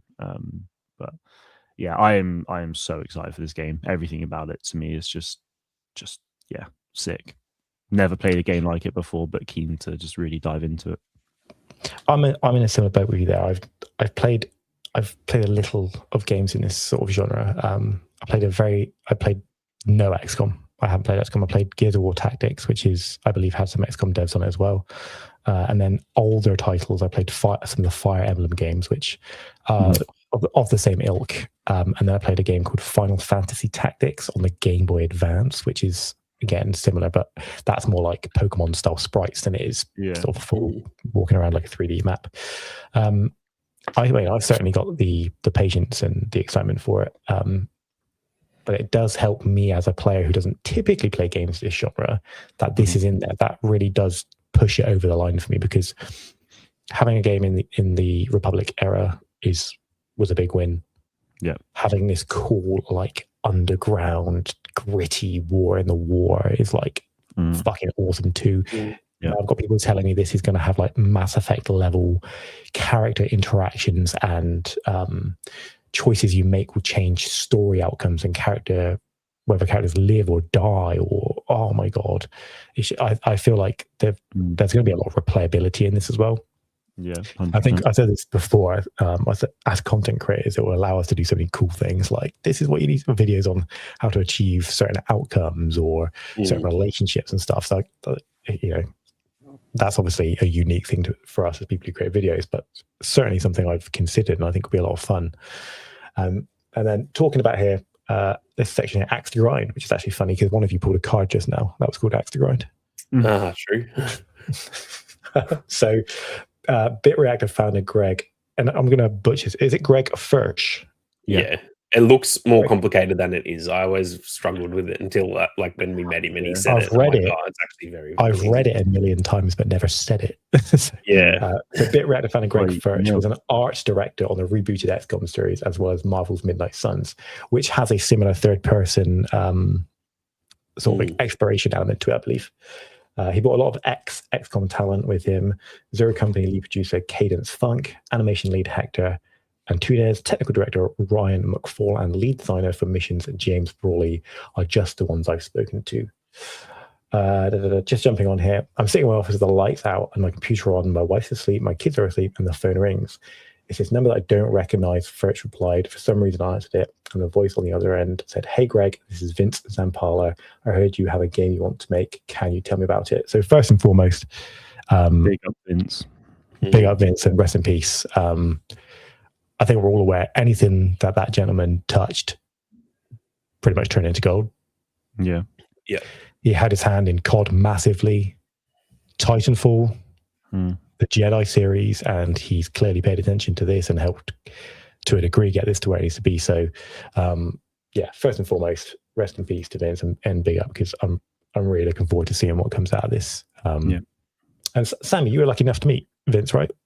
Yeah, I've met him a few times actually. Yeah. Awesome. I met him at the Survivor event, and then again at the Battlefield event last year, that's what was like crazy, because it was like a few months before he passed. So it was like kind of like, whoa. It's one of those reminders of like just anyone can go at any time. Like it was kind of mad. Like that was one of those most unexpected things to read. I was just at work and everyone was like messaging me like, "Oh, did you see this?" And I'm like, "Holy fuck." Just crazy. So I've obviously never met him, but like knowing what he's done and, you know, playing game, you know, I've played the games that he sort of touched on is for my whole life. And not normally, like, you know, big, you know, passings don't really impact me that much. But like when I saw the news of Vince, I mean, even just now when we sort of like started mentioning it, I just feel like that emotion inside to sort of build up. Like fuck, like it's shit, man. It's really shit. What I will say is, whether we knew it or not, particularly when we were younger, I would imagine playing a game the likes of Call of Duty and so on, this gentleman probably did a lot for our lives and changing our lives. That's what I remember saying. Like, the day that it happened, I tweeted about it, and I was like, without knowing this dude like shaped my childhood, because like Call of Duty, that's what I grew up on. That was like the main thing I played. Loved Titanfall, played a lot of even Apex. Obviously, the Jedi games, love them. Now he was working on Battlefield. Like he's literally pretty much touched all of my favorite, not all, but a lot of my favorite like franchises. So, like you said, he never missed. Like he's just been flawless. He's never had a title that has been a flop. His worst games are like an 8 out of 10. So that kind of gives me a lot of excitement for this. Like the fact he was the one that kind of said, "Hey, you should make this game," to someone like Greg, who's got so much experience, that to me is like really exciting. That if he has the vision and knows that it's like it was going to be a good game, and then it's now in Greg and the team's hands like that. Yeah. I feel very confidently about this game. There's a lot of other Star Wars games over the years that I kind of say, like Outlaws, we didn't know what it was going to be. We were kind of like, is this going to be really good? Is it going to be really bad? We just couldn't tell until it came out. This one, like, I'll be shocked if this isn't bare minimum like a 7.5 out of 10 or something like that, because everything we've heard about it, even that screenshot right there, that looks insanely better than I was expecting. Like that looks like a different game than what I was hoping for, in a good way. Not that I was expecting a bad game, but that just looks like a whole other world to it. Just like everything about it. And that's something that's actually like really stood out to me as well, is that, and like Greg has mentioned this, I mean, in every opportunity. He said it at the panel, he said it when we interviewed him, and he said it in this article when he was interviewed by PC Gamer, that strategy games a lot of the time seem to, you know, really just put gameplay first, and that's fine. But he's really been pushing for graphics and gameplay in this, because you can have them both. Absolutely, you can. And that's where I think this game really like defines itself, in that actually visually it looks really nice. And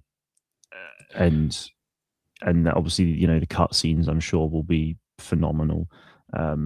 You know, obviously the third person exploration side of it as well. It's just everything about it seems like PC Gamer said this is a potential game of the year contender, and could very well be genre defining almost. I believe it. Yeah, I believe it. From everything we've seen so far, I've got no reason to doubt that claim. I mean, as you say, looking at this, like the graphics of this, and as you say, they've said they haven't sacrificed one for the other. So I mean, shots like here, this character selection screen, you could be forgiven for thinking this was a character selection screen from something like a newer Battlefront game. Like, legit. I'm sure the it's a stream's bit not doing bright, this justice, but but it looks pretty great, man. It's like, so good. I think that shot there as well is fantastic. Yeah, that's what gives me a lot of confidence too about the cutscenes, is that all the still shots we've seen, the lighting and everything looks so good. It makes me feel like the cutscenes are going to be really like Jedi Survivor level, where it was like you're kind of in that moment, you're actually just watching a movie. Where some games it's like very obvious it's still a game, which isn't a problem, but it's like the games that can escape that, like your Last of Us and God of War, like I think that's what takes them to that next level, is that when your hands aren't on the controller, you're just fully immersed in what's going on, because it's so like gripping. It's like you're watching a movie or a TV show or whatever. The Last of Us is a great example of that. Actually, Sammy, that's a really good shout. There's so many times playing that where I just, as you say, you just forget you're even playing a video game at that point, and you're just completely immersed. If this can get anywhere near doing stuff like that, then unreal, dude. So something we did learn is that the main enemies of this game are they're called the something coil, isn't it? I'm forgetting. Infinite Coil, and they are a Sith aligned dark side cult. I was not expecting that when we got this game.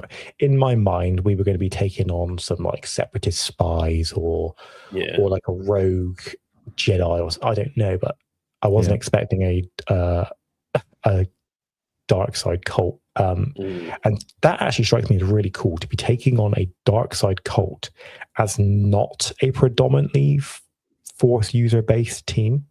We have one Jedi in our team, as far as we're aware, the Tognath. So to be fighting like Darksiders, and I'm going to assume, and it's a big assumption, that somewhere there'll be a Force wielding enemy that is either leading that, part of that. So I think that's going to be like a really unique experience, to be honest with you, is fighting evil Force users, but not really being predominantly Force users, as I say.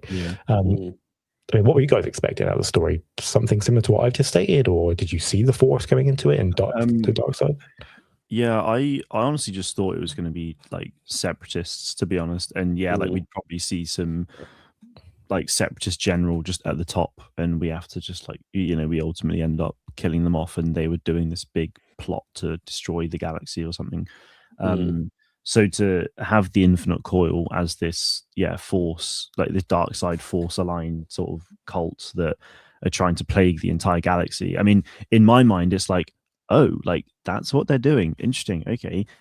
Because we've got Clone Wars, how is this then going to like reinforce, like, because we know what sort of happens in the Clone Wars with, I mean, okay, in all fairness, it's Anakin, Obi-Wan, and Ahsoka, really. It's their version of the Clone Wars. So it's like absolutely plausible. But given that they're sort of the main Star Wars path, I'm really curious to see how this, galactic plague and dark side Force user cult then play into all of that as well.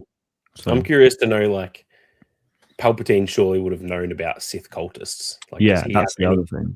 Play in any of that? Is he puppeteering them as well? Because obviously he's doing the whole rest of the war. That would be cool. Yeah, is he like in if the background, like a contingency plan or something? Like, just like almost like a secondary plan where if this doesn't work, I've got these Sith cultists that are going to... Yeah, dude. I didn't even consider something like that until you've just said it. Because I feel like it would be weird for Sith cultists to be like plotting away with him not knowing about it. That would not being like in the same bag as the main Sith. Yeah.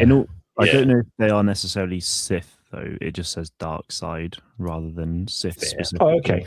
Yeah, that's fair comment. We'll take a step back, maybe. That's a fair comment. But even still, I would say, like the way that he can, the way that he can like feel through the Force, like, and if they are separatists as well, surely he's aware. Like, if he's got, that's the other thing. So, like, there is a separatist super tactical droid as like part of this Infinite Coil, like in terms of that separatist relationship. So, like, I mean, Dooku will be very. I was going to say it could even stem from Dooku or something. Therefore, Palpatine as well in that sense. Yeah, I mean, everything about this looks amazing, and this shot here actually made me think of Do you remember when there were some like rumblings of a leak of a game of this type?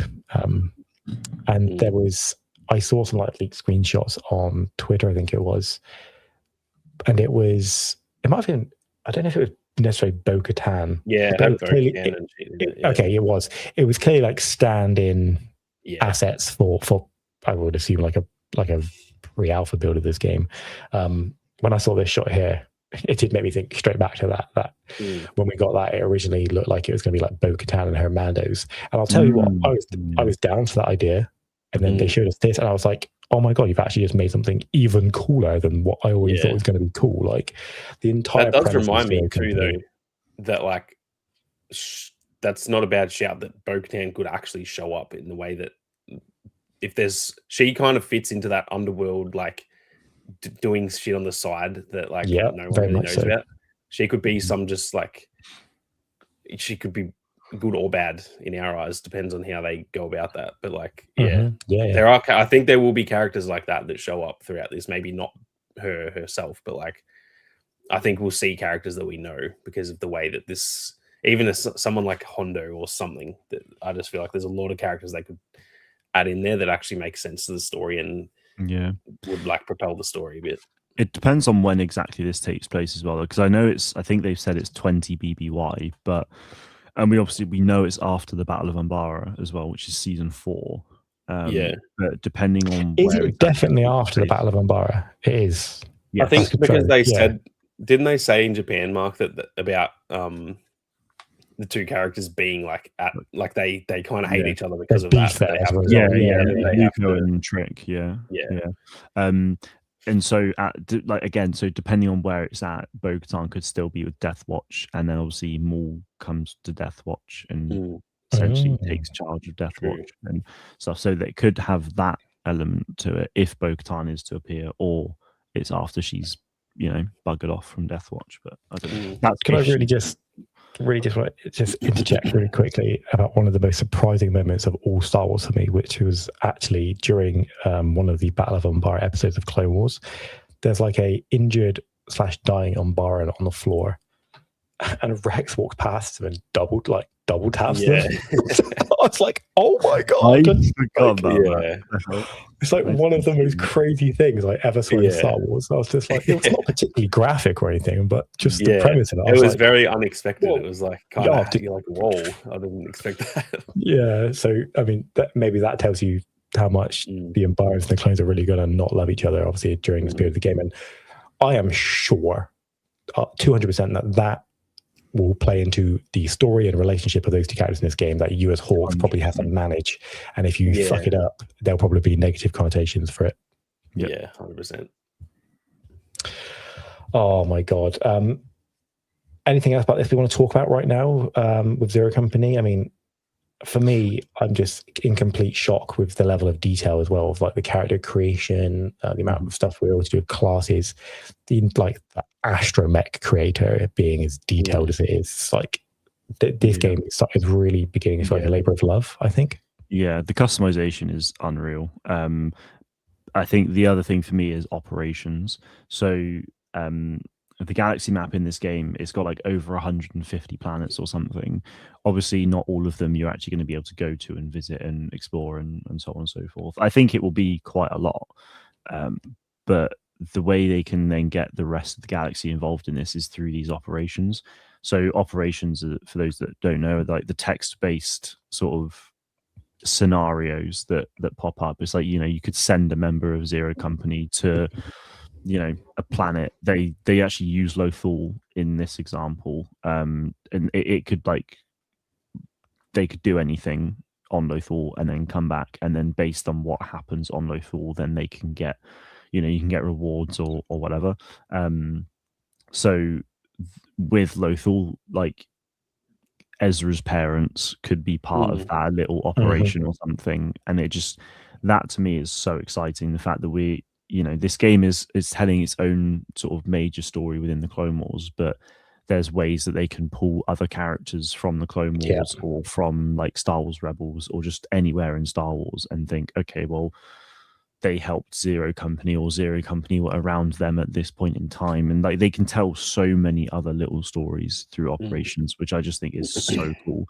Even if you don't get to actually go to Lothal, like to actually know a little bit about this planet during the Clone Wars means that when I go and watch Star Wars Rebels again, I can be like, it's this place. This was mentioned in Zero Company. Or like I'm watching, the main city on Lothal, and it's like, okay, so this place was, this city, obviously the capital, was used as a separate staging ground or something. It's just like things like that. I just absolutely love that. So I'm really excited about all those. I'm trying to think of games that have done stuff similar to the Operations, and there's two that jump to my mind, and they're both EA titles. One of them is Mass Effect, and the other is Dragon Age Inquisition. So in Dragon Age Inquisition, you're very much in the middle of like a war against the Darkspawn. And you can send people to different regions of the world, different continents, countries. You choose the members you want to send, and based on who you send, they will be able to complete those. I'm going to call them operations. They'll be able to complete those operations in either a certain time or with a certain percentage of success. And then when they've completed them, they can either they can give you reputation to help you with further stuff in the future of the game, or they can bring you resources or even weapons in some of those events. And Mass Effect was very much the same. Sam, if you've done those as well, you'd send you'd scan a planet, and then you could send a couple crew members to it, and they would come back with some resources or establish a base. So I think it's going to be very similar to that. We'll be able to boost our galactic standing or resources or credits and stuff for the operations. Yeah, so No Man's Sky does a similar thing as well, actually, in that that game also actually, like yesterday or 2 days ago, actually got a Pokemon update. Absolutely fucking that game. But years ago they added like fleets to it, so you can like you can have your own like freighter, which is like your big ship, like your main base in the sky. But you can like get a fleet of frigates as well, and then you can send frigates on supply missions. And it's the same sort of thing. It takes X amount of time, X percentage chance, and then you'll get resources and stuff. I think in one of these operations, the exact example they used was they were in like a cantina, and they like decided to shoot someone, or like save them, or just not shoot them. And by not shooting them, they came back like 10 cycles later. Cycles in like being the way the sort of the game progresses in time. He came back with some useful information, but by killing him, or at least by shooting him, on the map, like there was some stuff that then was not favorable. So, and that's fucking cool, dude. That's so cool. I love that like persistent world and like knock on a cause and effect. I think that's so cool. I mean, how amazing do these screenshots look, by the way? I'm actually like genuinely quite floored by how good this looks. And if I can just be so bold, I think we're really entering a new era of Star Wars games here. 100%. Both this game, the production value of it looks incredible. My expectations have been blown out of the water with this third-person exploration and mode. And then Galactic Racer is doing the same thing. It looks, we all said that trailer floored us for Galactic Racer. In terms of its visual fidelity. But then again, that's got the paddock, which is similar to the third-person mode here, that we can walk around the shade in the paddock and explore and talk to. It's like Lucasfilm and their partners clearly in these developers are clearly really trying to drive the envelope in a new and exciting direction to Star Wars games, and not just giving us a tactical game or not just giving us a racing game. And I think, dude, if this keeps up in the future, we said we were in a Star Wars gaming drought previously. I couldn't be more excited right now. A year ago, I was gutted with the Hunter shutdown, and now I'm just like, I can't wait to get my hands on both this and Galactic Racer. And we spoke about your Jedi Survivor event earlier, Sammy. I'm really hoping they do something for these games, because I think this game particularly is going to get quite a lot of excitement, and I would really hope they do everything in their power to drive visibility, marketing, excitement, get all the big creators involved to help drive their fan bases to really, and the little ones making this, and the little ones, to drive this to be successful. Because let's be honest, in this day and age, the power of big video creators, big streamers is undeniable. I need that hat, by the way. this guy's wearing. I need that hat that this dude's wearing. I know you guys have got a hat. I heard it 100 times. All right, leave it alone. I'm jealous. That's why I'm so sour about it. But I'm really hoping they utilize that avenue for driving this game, because I think games in recent years, I'll actually use Marathon as an example, which I've been playing the shit out of right now. Incredible game, doesn't seem to be succeeding because you could, before that game came out, they were so tightly nipped.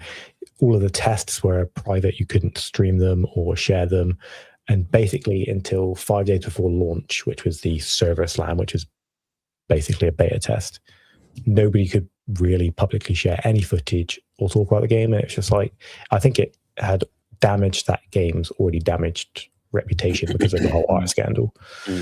So I'm hoping Star Wars games learn from mistakes like that and the mistakes of the past with stuff like Hunters, which again didn't capitalize on, interacting with creators or marketing. And I don't want to put words in your mouth. I can only assume you guys are hoping something similar happens with both of these games. Yeah. Look at a game like Crimson Desert that had insane lead up where they just pretty much showed everything other than the story. They're like, here's pretty much every single thing you can do, showing it at all times for like months. And that's the way to do it. Yeah, there's a reason that game has been so successful, because if they didn't show all that stuff off, it just comes across as like a pretty cool looking game from a new studio. We don't really know what to expect. It's not going to sell well. But because they'd shown so much stuff, people were like, oh, this looks kind of crazy. And then as soon as it launches and it's actually good, people are like, yep, I've seen enough of that like months ago. Now that I know it's good, yep, I'll buy it straight away. Yeah. And that's like, it just works. Like every game that does that, I've never seen a game just show heaps and heaps off and then it fails. Like I think a lot of them, it's like they don't want to give, because like say with a movie, if you do 10 trailers for a movie, you're kind of giving too much away about the movie. But it's not like that with games, especially like maybe The Last of Us, where it's like a pretty linear type of story. That's different. But a game like this, where you can show off as much as you want, my playthrough is going to be completely different. I don't care which characters you show me and stuff. I'm gonna delete all those characters and make my own characters, so it doesn't matter. Gameplay and mechanics don't need to be secrets. Nah, 100%. Yeah. Do you know what I mean? And if anything, you should show them off. You should. That's what you should be striving to show everyone. And then, like the more of that stuff. And I also think a part of it is that the more you show, the more confident it comes across. Like, say with this stuff with Zero Company, they've talked about so much stuff that I'm not like. That's why I'm not worried. Oh, is this going to be shit? Because they keep telling us stuff that I'm like, oh my god, I didn't expect that. They didn't need to tell us all that stuff. They could have just blown us away on launch day, but that's not how to market your game. You need to like let people know about that beforehand. Drop a trailer with that in there and stuff, and then let people know about that. I think that works just so much better. Yeah, this is a good sign, right? The PC gamer stuff is a good sign. Yeah. You just got to do it. I mean, in social media these days, and like creators and influencer marketing, like it's such a massive thing. Like you have to talk about your games, and that's where Hunters obviously failed massively. Is they just didn't do any of that. They didn't get involved or engaged until it was far too late. So a little bit off the main topic here. Who's the face of this game for you in terms of character? Is it Hawks? I think Trick. I think Trick just is the character that is the most striking. Like everyone will see that and know that's Star Wars. Everyone else is a bit. I mean, they're all kind of Star Warsy, but like clones. I don't know. Yeah, clones are just so iconic, and like especially people our age who are, especially the more casual fan, will just be like, oh, they were in the Revenge of the Sith. I love that movie. Like that's so to me, it's Trick, but obviously Hawk is the main character. I think once we play it, like it'll be different, but for now, definitely Trick, I think. And obviously, permadeath in this game, can apply to anybody, right? Except for Hawks, is my assumption. I think so, because that's obviously you. So if I can't wait for in combat, it's game over. Basically, it's game over. I can't wait for some of that. Honestly, just to can you imagine having like the absolute best like campaign run, and then you just make a massive cock up. And you lose Trick, you or you lose the Jedi. And you're like, no. Yeah. Something I'm keen for is I always do like on both the Jedi games. I did like the Grandmaster playthroughs and stuff, and it's so hard in those games. But with this, there's like no stakes to that. If I die 20 times to a boss, it's like, oh, this is just a bit annoying. Just reboot it. In this, it's like, man, if I lose my favorite character and I can't, get back to that, that adds so much enjoyment to it for me. We don't know obviously yet how it works in terms of like save games and stuff, but I've told myself if someone dies, I'm not going to just like reload a save. I'm going to roll with it. I think they said in Japan, they were like, you can save scum pretty much. Like you can, if you want to roll back, I think you just have to redo the mission is the thing. I ain't going to do it, man. If I'm playing a permadeath mode, you got to roll with it, right? 100%. You need that jeopardy though, don't you? Yeah, 100%. It will drive excitement.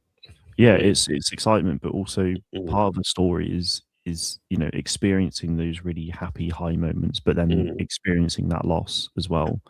And if you don't experience that loss, then you don't. It's not a complete story at that point. I hope they dive into that too in like the post. So like after a battle, if Trick's dead, they don't just like not talk about it. I hope that they dive into that and they're all sad sitting around talking about it and stuff. That will add so much. 100%. I bet Mass Effect did it, and if it's been like into that, I can only imagine it's in there. I love how light his armor is. Yeah, like how his exposed legs here and stuff. I'm really messing with Trick's design, and I love the Phase 1 helmet as well. I love the Phase 1 helmet. The fact I think I have to admit it's my favorite clone helmet. The Phase 1 it is really nice. I think the fact that Trick also like co-created Zero Company as well. It's like if Trick dies, then that's actually like that's bigger than if Luco dies or if like Clive dies. It's just like he is, second hand. So we don't see it here, but his other pauldron has the Zero Company insignia on it, doesn't it? It does, yeah. Orange, I think, isn't it? Yeah, it's orange. Yeah. He looks great, man, and that's a really good show actually. Split. There'll be a bit more weight to him if he goes. The other thing actually with Trick's design as well is that on the other side of that is obviously he's got like the sort of the burnt face. That's so as well, just so you can see it there as well. Yes. Okay, let me grab that. Where is it? I'll come back a second. The environment's like amazing, dude. Like just before we get back to it, it's like the lighting here. Yeah. Because typically in this sort of game, and obviously they've said they're not going to sacrifice it, the graphics at a closer level are not quite as great because it doesn't need to be. But they ain't skipping a beat with this one. Nope. And also that with the lighting, it's just very well lit, so you can see everything. It's just like for ease of use. Whereas like I kind of like that's a bit gritty, and there might be a dark corner where maybe someone's actually sitting and you can't really see them as obviously. Like I love that. Yeah, I'm loving the look of it. I think they've been really clever in their character design. Trick being this beat up Phase 1 wearing clone trooper. Hawks is obviously customizable. I think. Can you remind me the Mandalorian name? I can't remember her name. Cly. And then again, this guy is Telraya. Yeah, that's it. Having a Tognath Jedi rather than just giving us like a human, or a deep cut job. I mean, I like it, dude. It's really cool. I also like how the Padawan braid is like obviously not hair here. That's a really cool little touch. Yeah, still kept that. Oh man, we're cooking. I don't have too much more to say on this one right now, other than Zero Company shaping up to be good. I really hope it's closer than we expect it to be. I mean, PC Gamer said they think it's ready, right? They said that they think it looks not far off. Yeah, kind of high polished, looking pretty amazing. Like other than there's a few like placeholder things, but for the most part, it felt pretty ready. So yeah, it's good. Man, well, boys, I think we're gonna call it there on another episode of the pod. It's been fun. It's been very. It's always fun, honestly, guys. Yeah. And I'll say this on the pod. This has been like the most fun I've had with YouTube in a little while. I'm really, really enjoying doing this to you guys. And then doing them live as well has been fun. Being able to interact with some guys on the chat and stuff. And long may it continue. Hopefully. Absolutely. Do you guys want to plug anything before we go? Anything So Split, I'll let you start. I know you're working on your Fortnite stuff and your website. Did you want to just drop any of that? Yeah, I actually haven't even mentioned the fact that, well, I've not announced that as a website to anyone else, so I've already said it on the podcast. Oops, I'm building a website for the channel. You did say you said it earlier. I didn't just break that. You said no, it. No, I did say it. No, and I didn't mean to, but it's because I'm talking with you guys, and I told you fucking 2 days ago. So, yeah. But I mean, to be fair, hopefully no one I know is not too many of your viewers will catch this. You'll be fine. Yeah, so I'm building a website for the channel. That's pretty fun. I'm also building a Fortnite UEFN experience, which will hopefully be launching on May 1st as well. So keep an eye out for that. Amazing. And Sammy, anything you're cooking right now for both your Star Wars channel or any of your other gaming channels? Or future focuses? The only big thing I'm working on at the moment, which I haven't even started, I say I'm working on it, I'm about to start working on it, is a big Expedition 33 retrospective. I just finished that before I went to Bali, and that will be like an hour and a half long video. Like, that is phenomenal. That's one of them experiences when you finish and you just sit there and look at your screen for like an hour and you're just like crazy. I don't want to go into it too deep because I've said we're signing off, but that game, brother, oh my god! Did you finish it? Yeah. So, bro, it wasn't even. It is different. It wasn't even like it. The music in that game is used so. It's like Halo levels of good music. I genuinely think it's like top 3 soundtrack ever. Like, it's incredible, phenomenal. I won't go too spoiler in that because this is not a Expedition 33 spoiler channel. But but right at the beginning, the Gamage scene. Yeah, bro. Chief, and that song, dude, like that's like the same level as the beginning of The Last of Us when Joel's daughter goes. I'm like, I've been playing this game for like 30 seconds and you've gut punched me to oblivion already. I'm like, what are you doing? It's crazy that from minute 1 to the very end, you're just hooked. And the end, obviously not spoiling anything, the end was like mind bending, where the actual gets to that part and you're like, this has been phenomenal and this is sick. And then you're like, oh shit. Like, it's like an extra part of it. And you're like, what the actual fuck is going on? And then, the end. And then the multiple endings. And it's, Just so crazy. Is that to be expected on the Sammyboiii gaming channel?